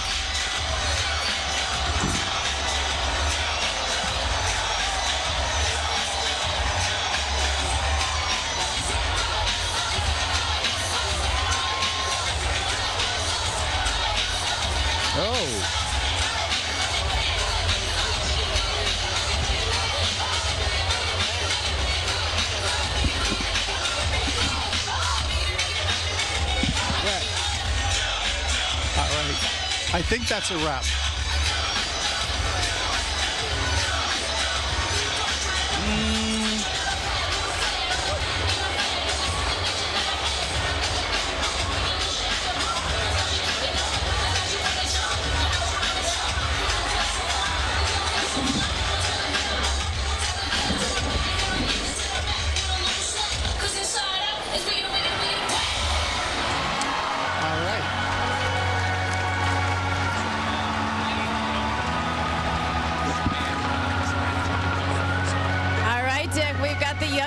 To get this stage party started here. Get the energy up for this crowd. They've been sitting here for a while. I know that you said that we have some of the politicians here. We see Tish James. We see Kathy Hochul. Who's that there at the end? I can't make him out. There, Dick. Oh, we see the city council speaker. You see Julie Menon, and then you have the second row is Jermani Williams. I see Andrew Stewart Cousins. I see Carl Hasty, and that's a pretty big turnout. And then, well, we can't quite see in the back what's in the back, but I think perhaps now we might be hearing again from Mike Green, or not. Well, we are definitely getting ready there because I can see some of the doors opening. I've got a clear line of sight here through those massive pillars where the curtains open up. And I see people now lining up there in the hallway of this gorgeous building that we call our City Hall here in New York City. But we are really starting to pack in the people here in this little plaza area that has been set up for the formal presentation of the keys to the city for the New York Knicks. It is a humid day out here. It's quite cloudy, so actually that's been helping with the temperatures. I think at least the real field temperatures of how hot it actually could be feeling right now, because the clouds are shielding the sun somewhat, which is a good thing, but it's still humid, and Geez, do I dare say this? Because I do not want to jinx us, but we were expecting rain, and I haven't seen any of it. But look at this shot here. Hey, there's Fat Joe. He's got his seat. Let's see if he's going to lean back. Or he's just going to sit straight up. Yeah, but you can see the crowd that I was talking about that is now gathered here. And so far, so good when it comes to the temperatures, the rain that we were expecting. Still a chance of it out there, but let's just keep our fingers crossed, because right now, with this Knicks run that we've had and everything that has happened ever since, maybe we'll pull out another win today. You never know. There's Carl's dad, Karl Anthony Towns. Absolutely. Great rebounder at Monmouth. So, Dick, with the politicians here, obviously, this is a great little photo opportunity for them as well to get their names next to some of these players and to be able to put on their resume here, and perhaps even a campaign commercial down the road saying that they were in office when the New York Knicks won a championship. Saw a few of them taking pictures in front of the banners, which are no doubt going onto their Instagram account or perhaps into that campaign poster. By the way, the mayor has not stepped out yet, but he did an absolutely hilarious promo for this parade yesterday when he was singing New York, New York in a Frank Sinatra Hoboken accent, which was truly legendary.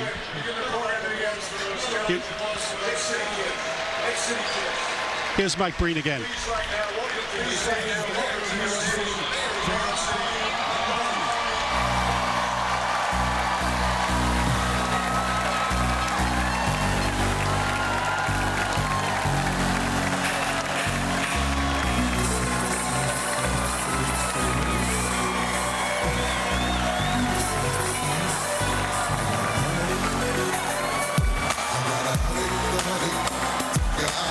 Looks as though that this official ceremony here at City Hall, where they will present the New York champion New York Knicks to the keys to the city here at City Hall.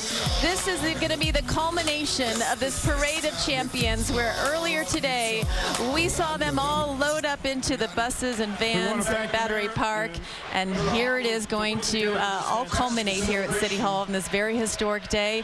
We're going to let this program take over here. We're going to take a back seat and enjoy it as well with you at home. So let's listen in. Led by the ownership of Jim Dolan, the front office of Leon Rose, the coaching staff of Mike Brown,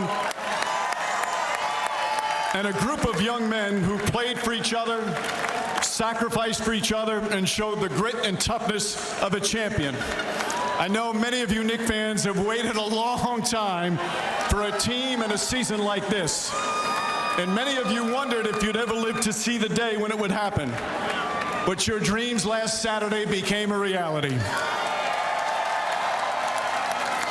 And this team just completed one of the most historic runs in NBA playoff history.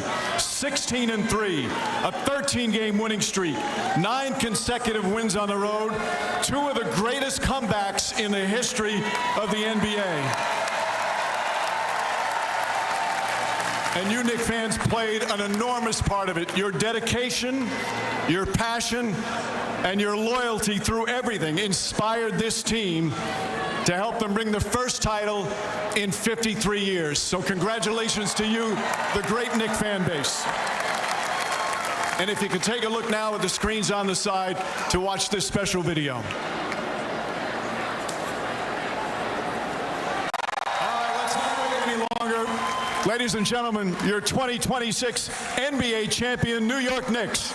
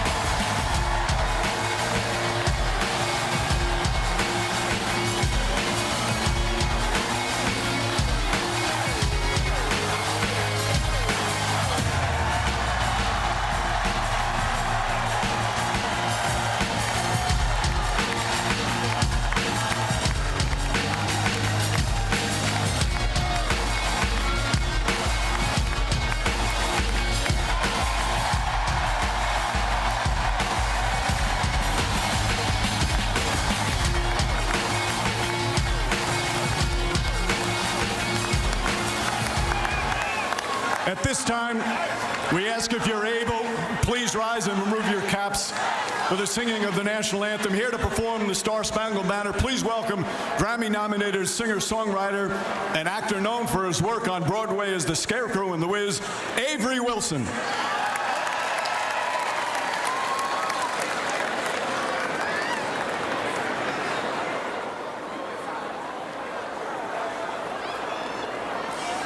Oh, say, can you see by the dawn's early light what so proudly we hailed at the twilight's last gleaming, whose broad stripes and bright stars through the perilous fights o'er the ramparts we watched were so gallantly streaming, and a rocket's red glare, the bombs bursting in air gave proof through the night that a flag was still there.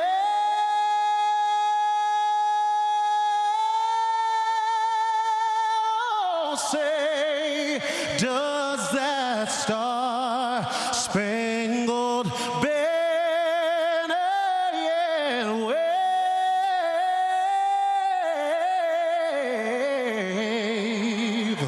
o'er the land of the free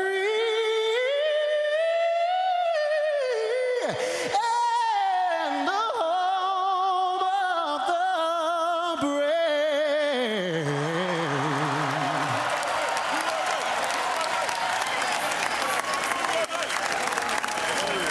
Avery Wilson, everyone.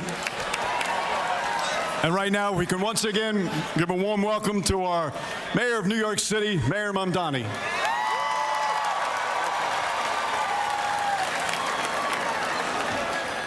My fellow New Yorkers, for 53 long years we have watched and we have waited. We have watched from nosebleeds and through gritted teeth, on televisions in the windows of electronic stores, and from projectors balanced on fire escapes. We have watched alone in our apartments with our heads in our hands, shoulder to shoulder at bars where the signal flickers, alongside friends and family who we wish more than anything could be here today, sharing this moment. For 53 long years, we have watched the Knicks and we have waited. We waited as the memory of Willis Reed winning the championship on one leg grew fainter and fainter. We waited as Clyde came up clutch again and again, as John Starks dunked on Jordan and Patrick Ewing dunked on the Pacers, as Bernard King scored 60, as Charles Oakley pulled every rebound within reach, as Spike got in Reggie Miller's face, as Allen Houston put up a shot against Miami that hung in the air for an eternity, as Larry Johnson gave us the four-point play heard around New York, as Starbury traded threes with Kobe and then sold sneakers every kid could afford, as Nate Robinson stuffed Yao Ming, as the city came alive watching Linsanity, and as Melo lived every Brooklyn dreams when he came home and made MSG feel like the center of the universe once again. We waited without ever knowing if this day would come, and we waited because we knew deep down in our sick, suffering hearts that it would. New York City, this team has done it. The New York Knicks are NBA champions.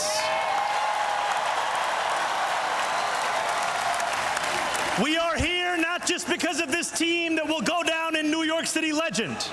I'm talking about guys like Ronaldo Balkman, Marty Collins, Raymond Felton, Marcus Camby, Kristaps Porzingis, J.R. Smith, Iman Shumpert, and the whole Knicks tape era. I'm talking about guys like Tony Douglas, who I watched tie the single-game franchise record for threes from the stands in 2011. I'm talking about Amari, who got this whole city fired up when he joined. And I'm talking about Jared Jeffries and Lance Thomas and Langston Galloway. Players who gave everything every game, even when a 20-win season was all that was in sight. This championship belongs to them too, because championships aren't just built in one season. It belongs to Emmanuel Quickley, R.J. Barrett, Dante DiVincenzo, Julius Randle, and also to a coach who helped lay the groundwork, Tom Thibodeau. Thanks to each of these New Yorkers and too many others to name, New York City has just had two of the most magical months in as long as any of us can remember. Over these past weeks, as the Knicks kept winning, our city has come together as one. Neighbors invited neighbors over. Strangers high-fived one another in the street. Subway conductors sang their announcements and bus drivers danced behind the wheel. So often when this city comes together, it is because we are forced to, by a moment of tragedy or adversity. What a gift it is to be brought together by pure, unfiltered joy. For as long as we live, we will remember this feeling of a city together, a city alive, a city overcome by happiness. But let's not pretend that this was inevitable. If you will allow me, I want to travel back in time 8 days. Game 4. 9 minutes and 33 seconds left in the fourth quarter. The Knicks are down 20. The analytics guys, the sports betting companies, the pundits who watch from far away, they do what they do. They run the numbers. They calculate the odds. They write the Knicks off. They give the Spurs a 99.6% chance of winning the game. A 99.6% chance of tying up the series 2-2, of reclaiming the momentum with the next game in San Antonio. A 99.6% chance of silencing the Garden, of another year of watching and waiting. But there is one thing that the pundits just don't get about this team, that they just don't get about this city. It is in that 0.4% that we go to work. It is in that 0.4% that Jalen Brunson, the same guy that so many said was too small, proves that not only is he good enough, he is the new standard for greatness. It is in that 0.4% that OG Anunoby watches the ball float from the top of the arc and start running toward the basket, fingers reaching towards the heavens. It is in that 0.4% that Karl Anthony Towns finds the strength to mourn his mother and still pull in rebound after rebound, make block after block. It is in that 0.4% that Jose Alvarado shows every kid growing up in public housing that a son of Brooklyn and Queens can win for every one of the 5 boroughs. It is in that 0.4% that Mitch breaks his finger before game 1 and says, go get the tape. It's in that 0.4% that Josh Hart gets rebounds that break teams, that McCall Bridges proves he was worth every single draft pick, that Landry Shamet pulls up from downtown, that every one of these 18 players transforms the franchise, that Mike Brown keeps this team believing. Most of all, it's in that 0.4% that the Knicks do what New Yorkers have always done when we are told something is impossible. We find a way. We win. Standing here before what feels like the entire city, there is a Jalen Brunson quote I can't stop thinking about. I'm gonna tell you. You are allowed to think about the worst possible scenario, but you gotta go out there and do something about it. When Jalen Brunson took that pay cut, my friends, that was doing something about it. Time after time, we thought about the worst possible scenario. And time after time, the Knicks went out there and did something about it. The Knicks did not just win for New York City. They won like New York City. What is New York if not your back up against the wall? A dream that feels just out of reach. A rent payment you don't know how you'll ever make. What is New York if not 99.6% of the world stacked against you? And who are New Yorkers if not people who hear those odds and smile? Who look at a 0.4% chance of success and ask, why are you giving me a head start? This is our city. This is our team. For 53 years we watched. For 53 years we waited. Now we've won. One last time, New York, say it with me. Knicks in. Knicks in. Knicks in. So much.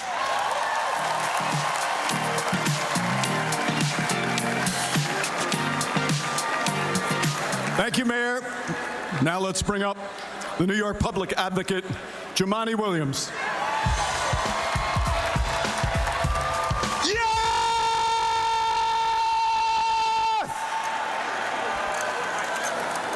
Knicks in 5, baby. Nueva York, Knicks in 5, baby. I cannot believe I'm here. I cannot believe we are all here. Truth be told, we all owe Mike Brown an apology. Let's say sorry right now. And a lot of y'all pundits owe Jaylen Brown a whole lot. I'm sorry, Jalen Brunson, a huge apology. I know what y'all said. And he came out here, and like the mayor said, all we need is 0.4%. I'm sitting here standing with Jalen Brunson. That makes no sense at all. But I want to say, my daughter, Amelie, is somewhere in there. She's going to college. This is an awesome going to college gift. Thank you so much. My wife, India, wanted me to thank the NYPD for making sure everything went the way it was supposed to go. New York, let's keep this energy going. Everybody's saying hello. Everybody's being polite. Let's keep it going. Young, old, black, white, Republican, conservative, everybody. This is what it's all about, the New York Knicks. And I can't wait to talk to my younger self, and I'm going to tell them to hold on, because on your 50th birthday, they're going to give you a championship, and you're going to be a citywide elected official on this stage. Let's go, Knicks, baby.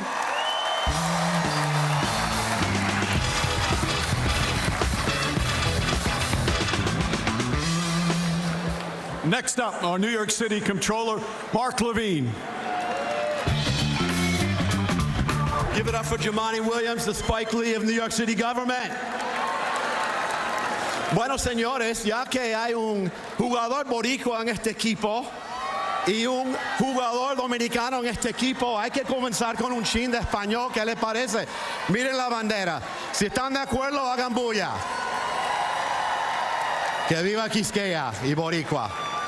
No matter what language you speak, we want to thank this team for bringing this city together, for uplifting New York, for showing the world that we are not afraid of anybody.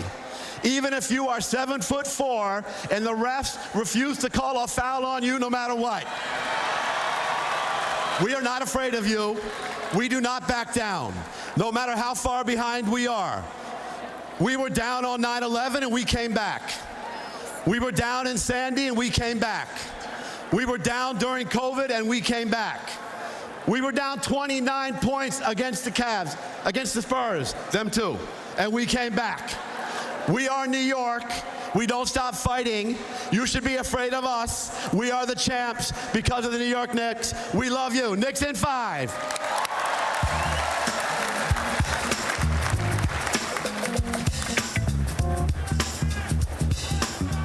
Next up is our New York City Council Speaker, Julie Menin. So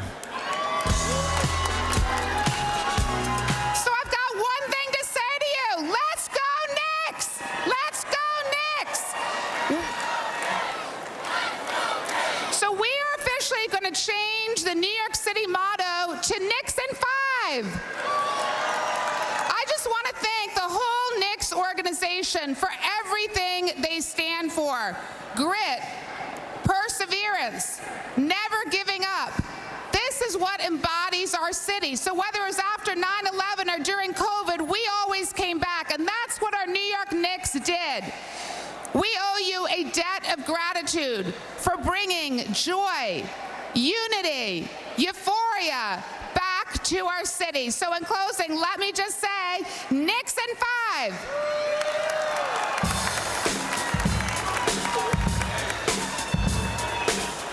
And now time to bring up the New York Knicks owner, championship owner, Jim Dolan.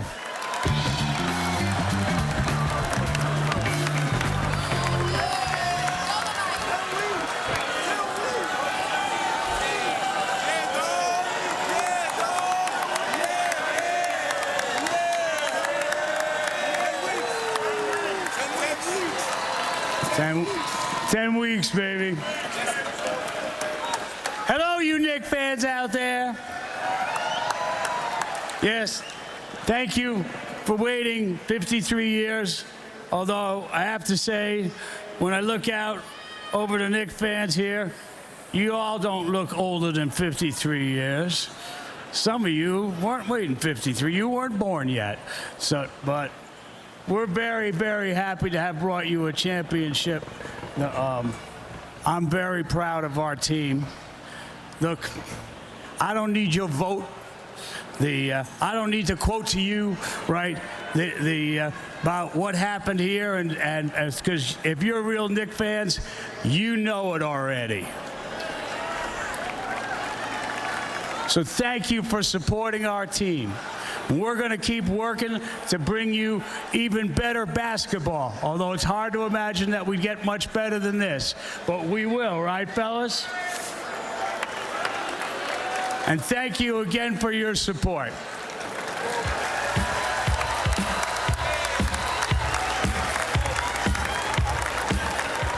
Now the architect of this roster, New York Knicks president Leon Rose.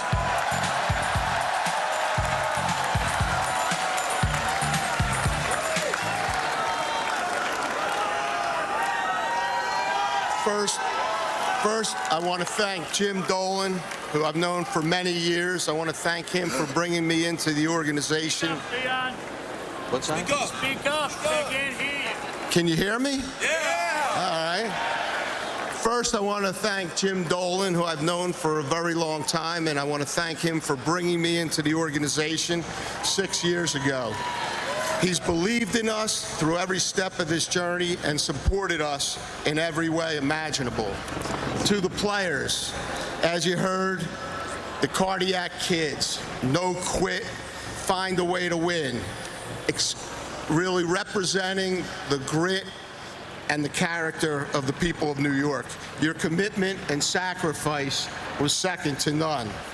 Mike Brown and our entire coaching staff, you came in this season with enormous expectations and completely exceeded them. And you did it with so much class that resonated with New Yorkers. To my front office, you have been here since the start with me, and there were so many decisions, big and small, that we made together that got us here today. And to my family, I can't describe how much it means to me and how special it's been to go through this journey with you and celebrate with you, and to all the families of the Knicks organization. And last and most importantly, to the greatest fans in the world, we did it for you. Your support in every arena, it felt like a home game wherever we played. And all over the world has been unbelievable. And we hope to see you again very soon.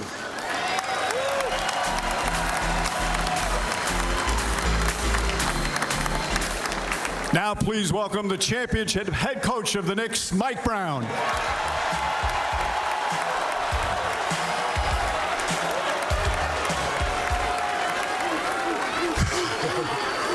What's up, New York?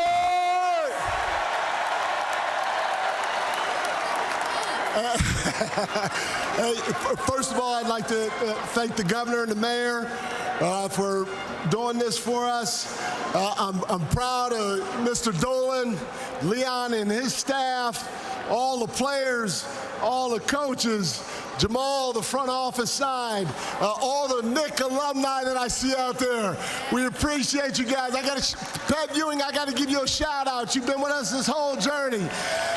I want to thank everybody. I'm proud of everybody for helping accomplish this great feat. The energy today and all around New York is off the charts. And I want to thank you all for it. Let's keep this energy going, baby, because this championship is about you guys. This is New York City's championship. I will say this, I'm so proud of our guys from the top to the bottom. There was a lot of hard work that we put in, starting with the off season, going into the season. A lot of stuff that you guys don't see behind the scenes. Guys busting their behinds, not just our players, our medical staff, keeping those guys healthy. No, let's give them a round of applause, for sure. At the beginning of the year, I had everybody sign a contract. And I didn't want you to sign the contract if you didn't believe in it. But it was about sacrifice. You saw our team sacrifice time after time after time after time throughout the course of the year.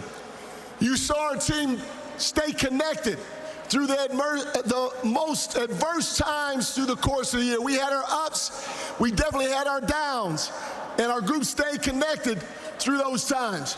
You saw it every time we hit the floor. It didn't matter who was suited up. Our guys brought a competitive spirit that obviously was unmatched, and that's why we're the 2026 NBA championship. You saw the belief in each other. It didn't matter whose number I called. Guys could be Jordan Clarkson. He didn't play for 2 months. He stuck with it. His teammates believed in him. He believed in the process. They believed in each other. And we all held each other accountable. That's the standard of what it was to be a New York Knick in 25-26, and that's why we're champions today. Playing in front of you guys when we had our ups was fantastic, but you're the most knowledgeable fan base in the whole NBA. Your guys' energy when we had our downs was off the charts, and I want to thank you for it. There's nothing better than walking into the iconic building of MSG and getting down night after night after night in front of you guys. You guys made us feel the energy and brought us over the hump when we didn't feel like playing or when our game wasn't at the top. Again, I'd like to thank all the players. I can go down the line with all their accomplishments. They were huge throughout the course of the year. But at the end of the day, I want to thank you guys, because without you, this wouldn't be possible. Let's go one time. Who let the dogs out? Who let the dogs out? I love you, New York.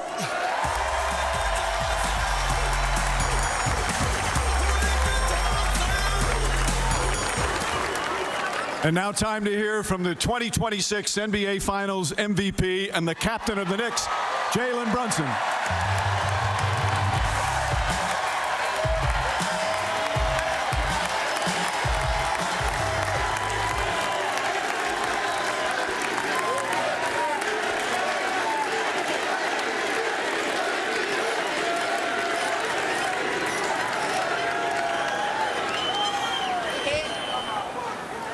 I don't know how many.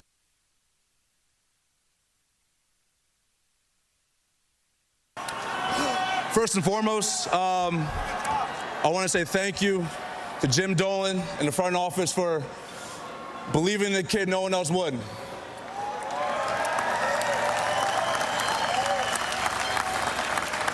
Thank you to my teammates, giving me confidence every single day. The belief we had in each other made this possible. Thank our coaching staff, our medical staff, everyone that pitched in every single day behind the scenes. Damn. We really did it, dog.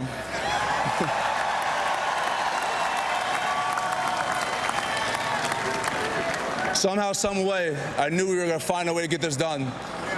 Most importantly, thank you to the fans. I'm not gonna lie though, y'all are some pretty hard critics. but we appreciate it. At least I do. Appreciate it a lot. Lastly, I want to thank my family.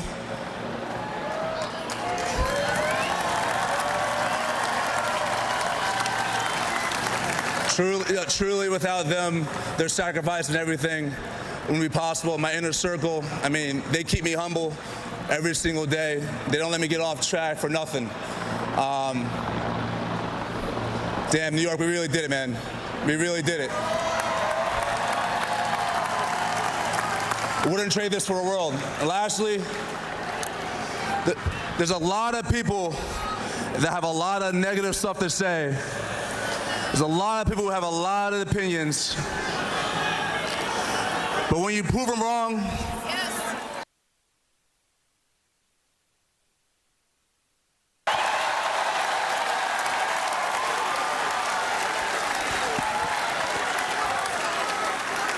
nah, they don't deserve it. They don't deserve it. Appreciate y'all. Thank you.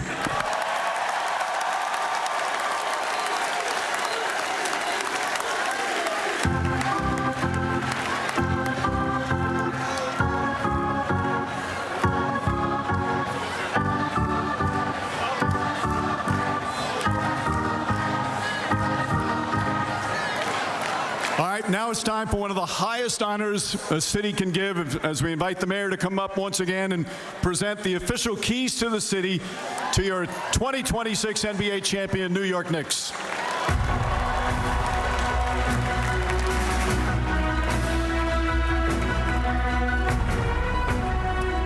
Jim Dolan.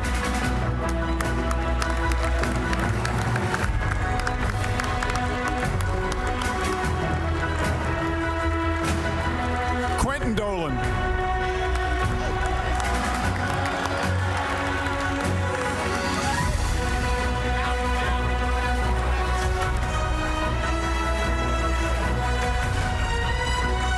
Leon Rose.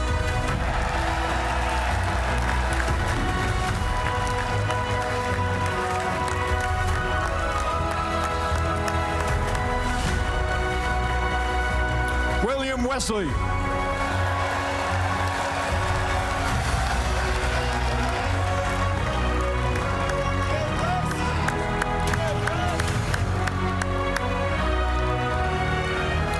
Coach Mike Brown.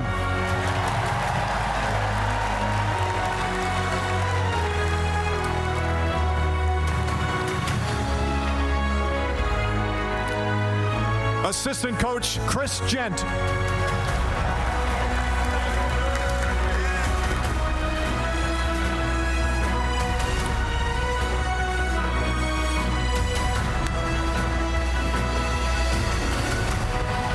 Assistant coach Rick Brunson.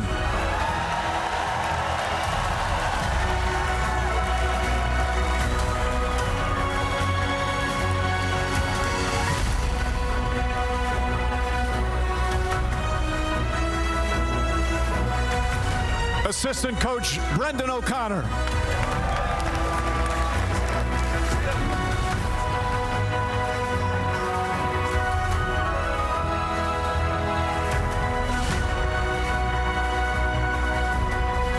And now the players. Trey Jemison.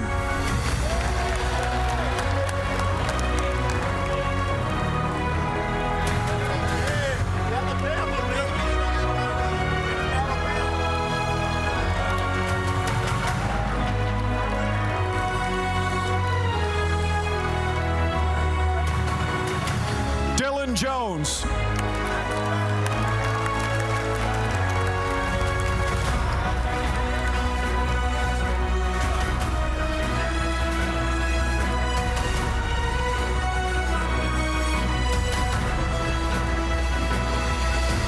Kevin McCullough.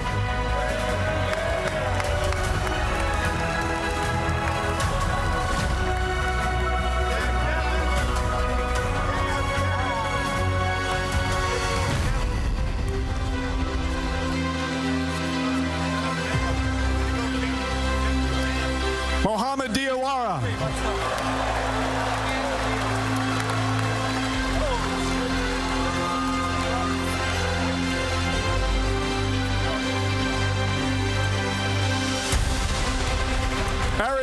McCourty.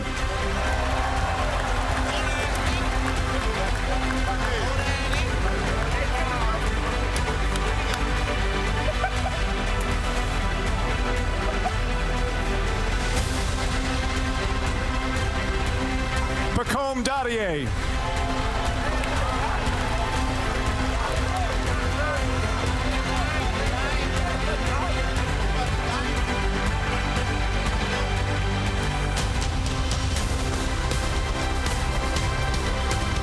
Tyler Kolick.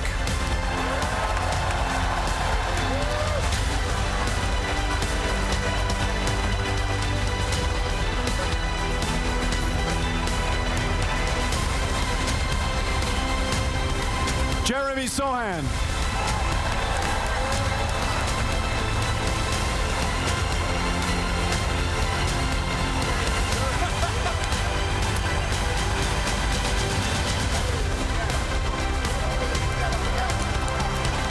Jordan Clarkson.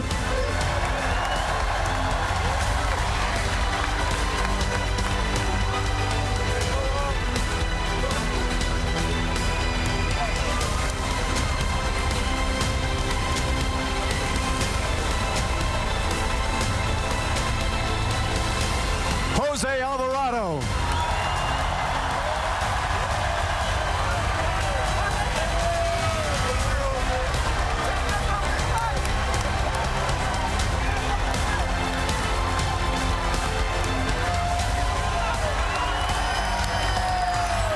Landry Shamet.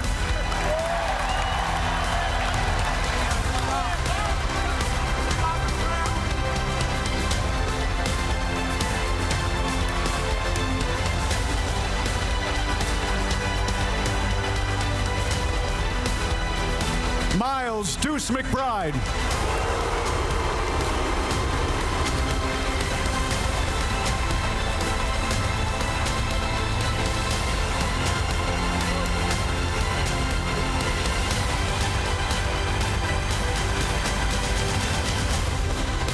Mitchell Robinson.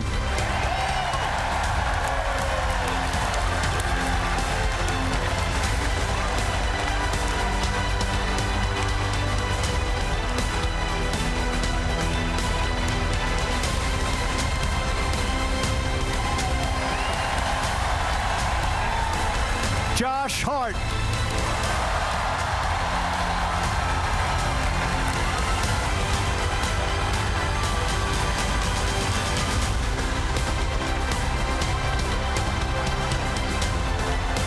Mikal Bridges.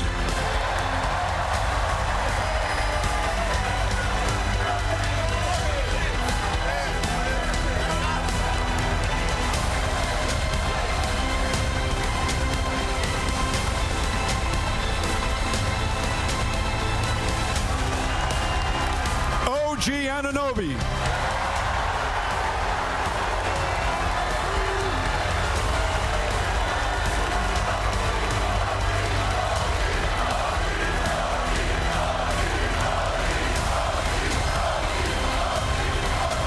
Karl Anthony Towns.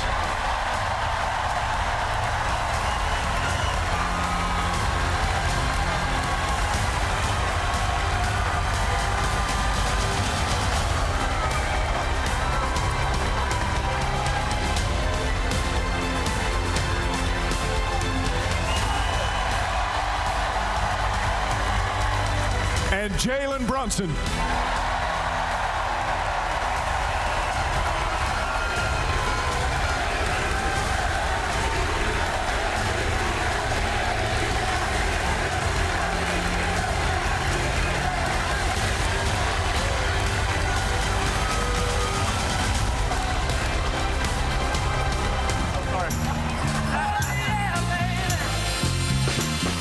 Once again, your 2026 NBA champion, New York Knicks.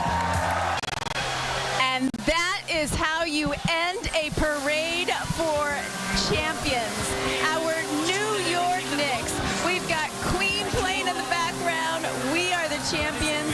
We just had the honor of seeing Alicia Keys up on the stage with her son at piano, giving us a little Billy Joel, a little nod to a New York state of mind. And then, of course, her original Empire State of Mind. And now the confetti is flying here as we end this celebration of our New York Knicks that we waited 53 years for. For my friends that are sitting next to me, what was a highlight for you there during this closing ceremony? Well, I gotta say, I loved hearing Alicia Keys. But just a moment, like one thing I got from that when I watched the Knicks, everybody speak, so understated, right? Like understanding why they're champions. Jalen Brunson, white, black, white shoes, didn't even have any Knick attire. Like the head coach did all the talking. It just said a lot to me in that moment. Absolutely. Some great points there. How about you, Otis? Air Mamdani, the fact that he's a dynamic speaker. I mean, and just the memories that he was able to bring up, and everyone, the people went crazy. He knows what he's doing by eliciting those type of images that people remember, you know, from Patrick Ewing dunking on somebody, John Stark dunking on somebody, all the way up until now, OG Anunoby's tip in, Jalen Brunson's 45-point effort in the series clincher against the San Antonio Spurs. He knew what he was doing. Oh, he certainly did. That. Yeah. I think he had some good help. And, I mean, maybe he wrote it by himself, but I think that there was some great speechwriters there that helped him along with that, really encapsulating every individual's effort and contribution there to what this season and how it all turned out. One other highlight there was obviously from our most valuable player, Jalen Brunson. Yeah. We've been talking about here that all of his life throughout his career where he's just been the underdog, and he had some advice for the crowd here and all the fans. Damn, New York, we really did it, man. We really did it. Wouldn't trade this for a world. And lastly, there's a lot of people that have a lot of negative stuff to say. There's a lot of people who have a lot of opinions. But when you prove them wrong, you really don't have to say to them.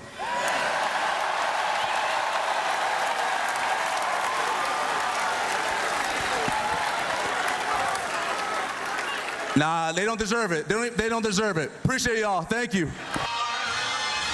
Yeah, when they go low, we go high, as they say. And that's the best response right there. Let your play do all the talking.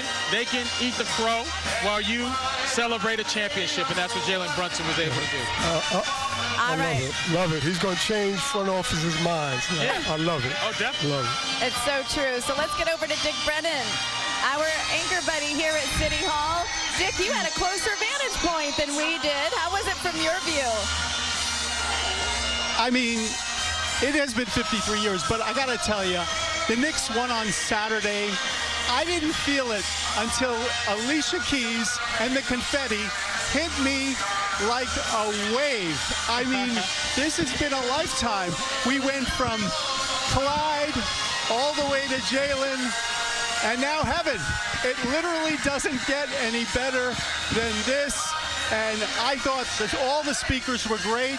The mayor talked to me at one point when he said, for all your sick, suffering hearts. Yes, that is Knicks fans. It's probably still Jet fans. It might be Met fans too.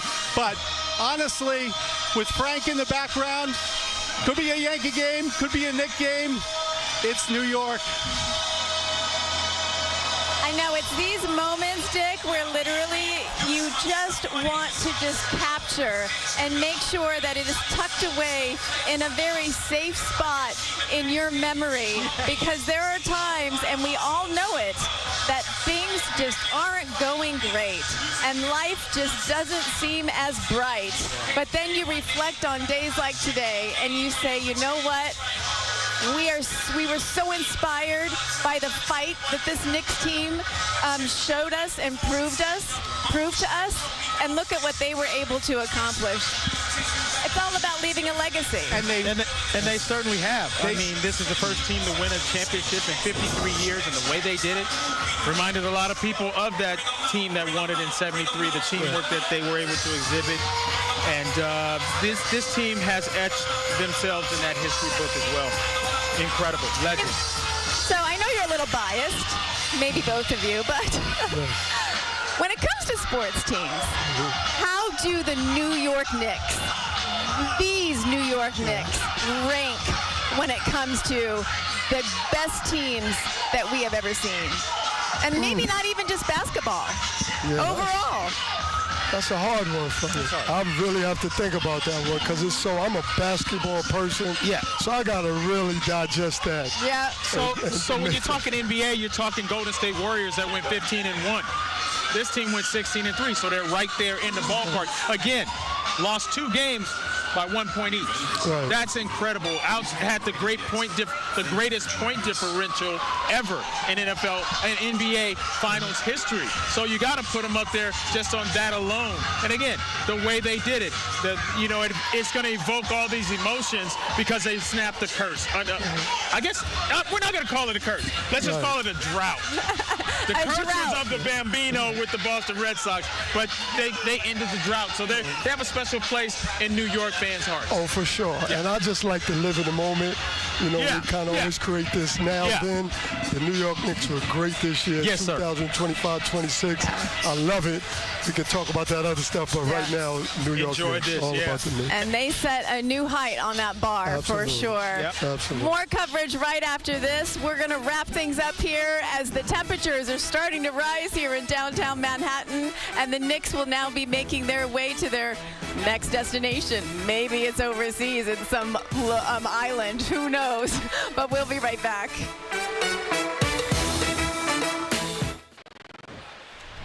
Welcome back to our Parade of Champions live coverage here on CBS News New York. We're coming to you live once again here from City Hall, where we just wrapped up the official ceremony for handing over the keys to the city to the New York Knicks.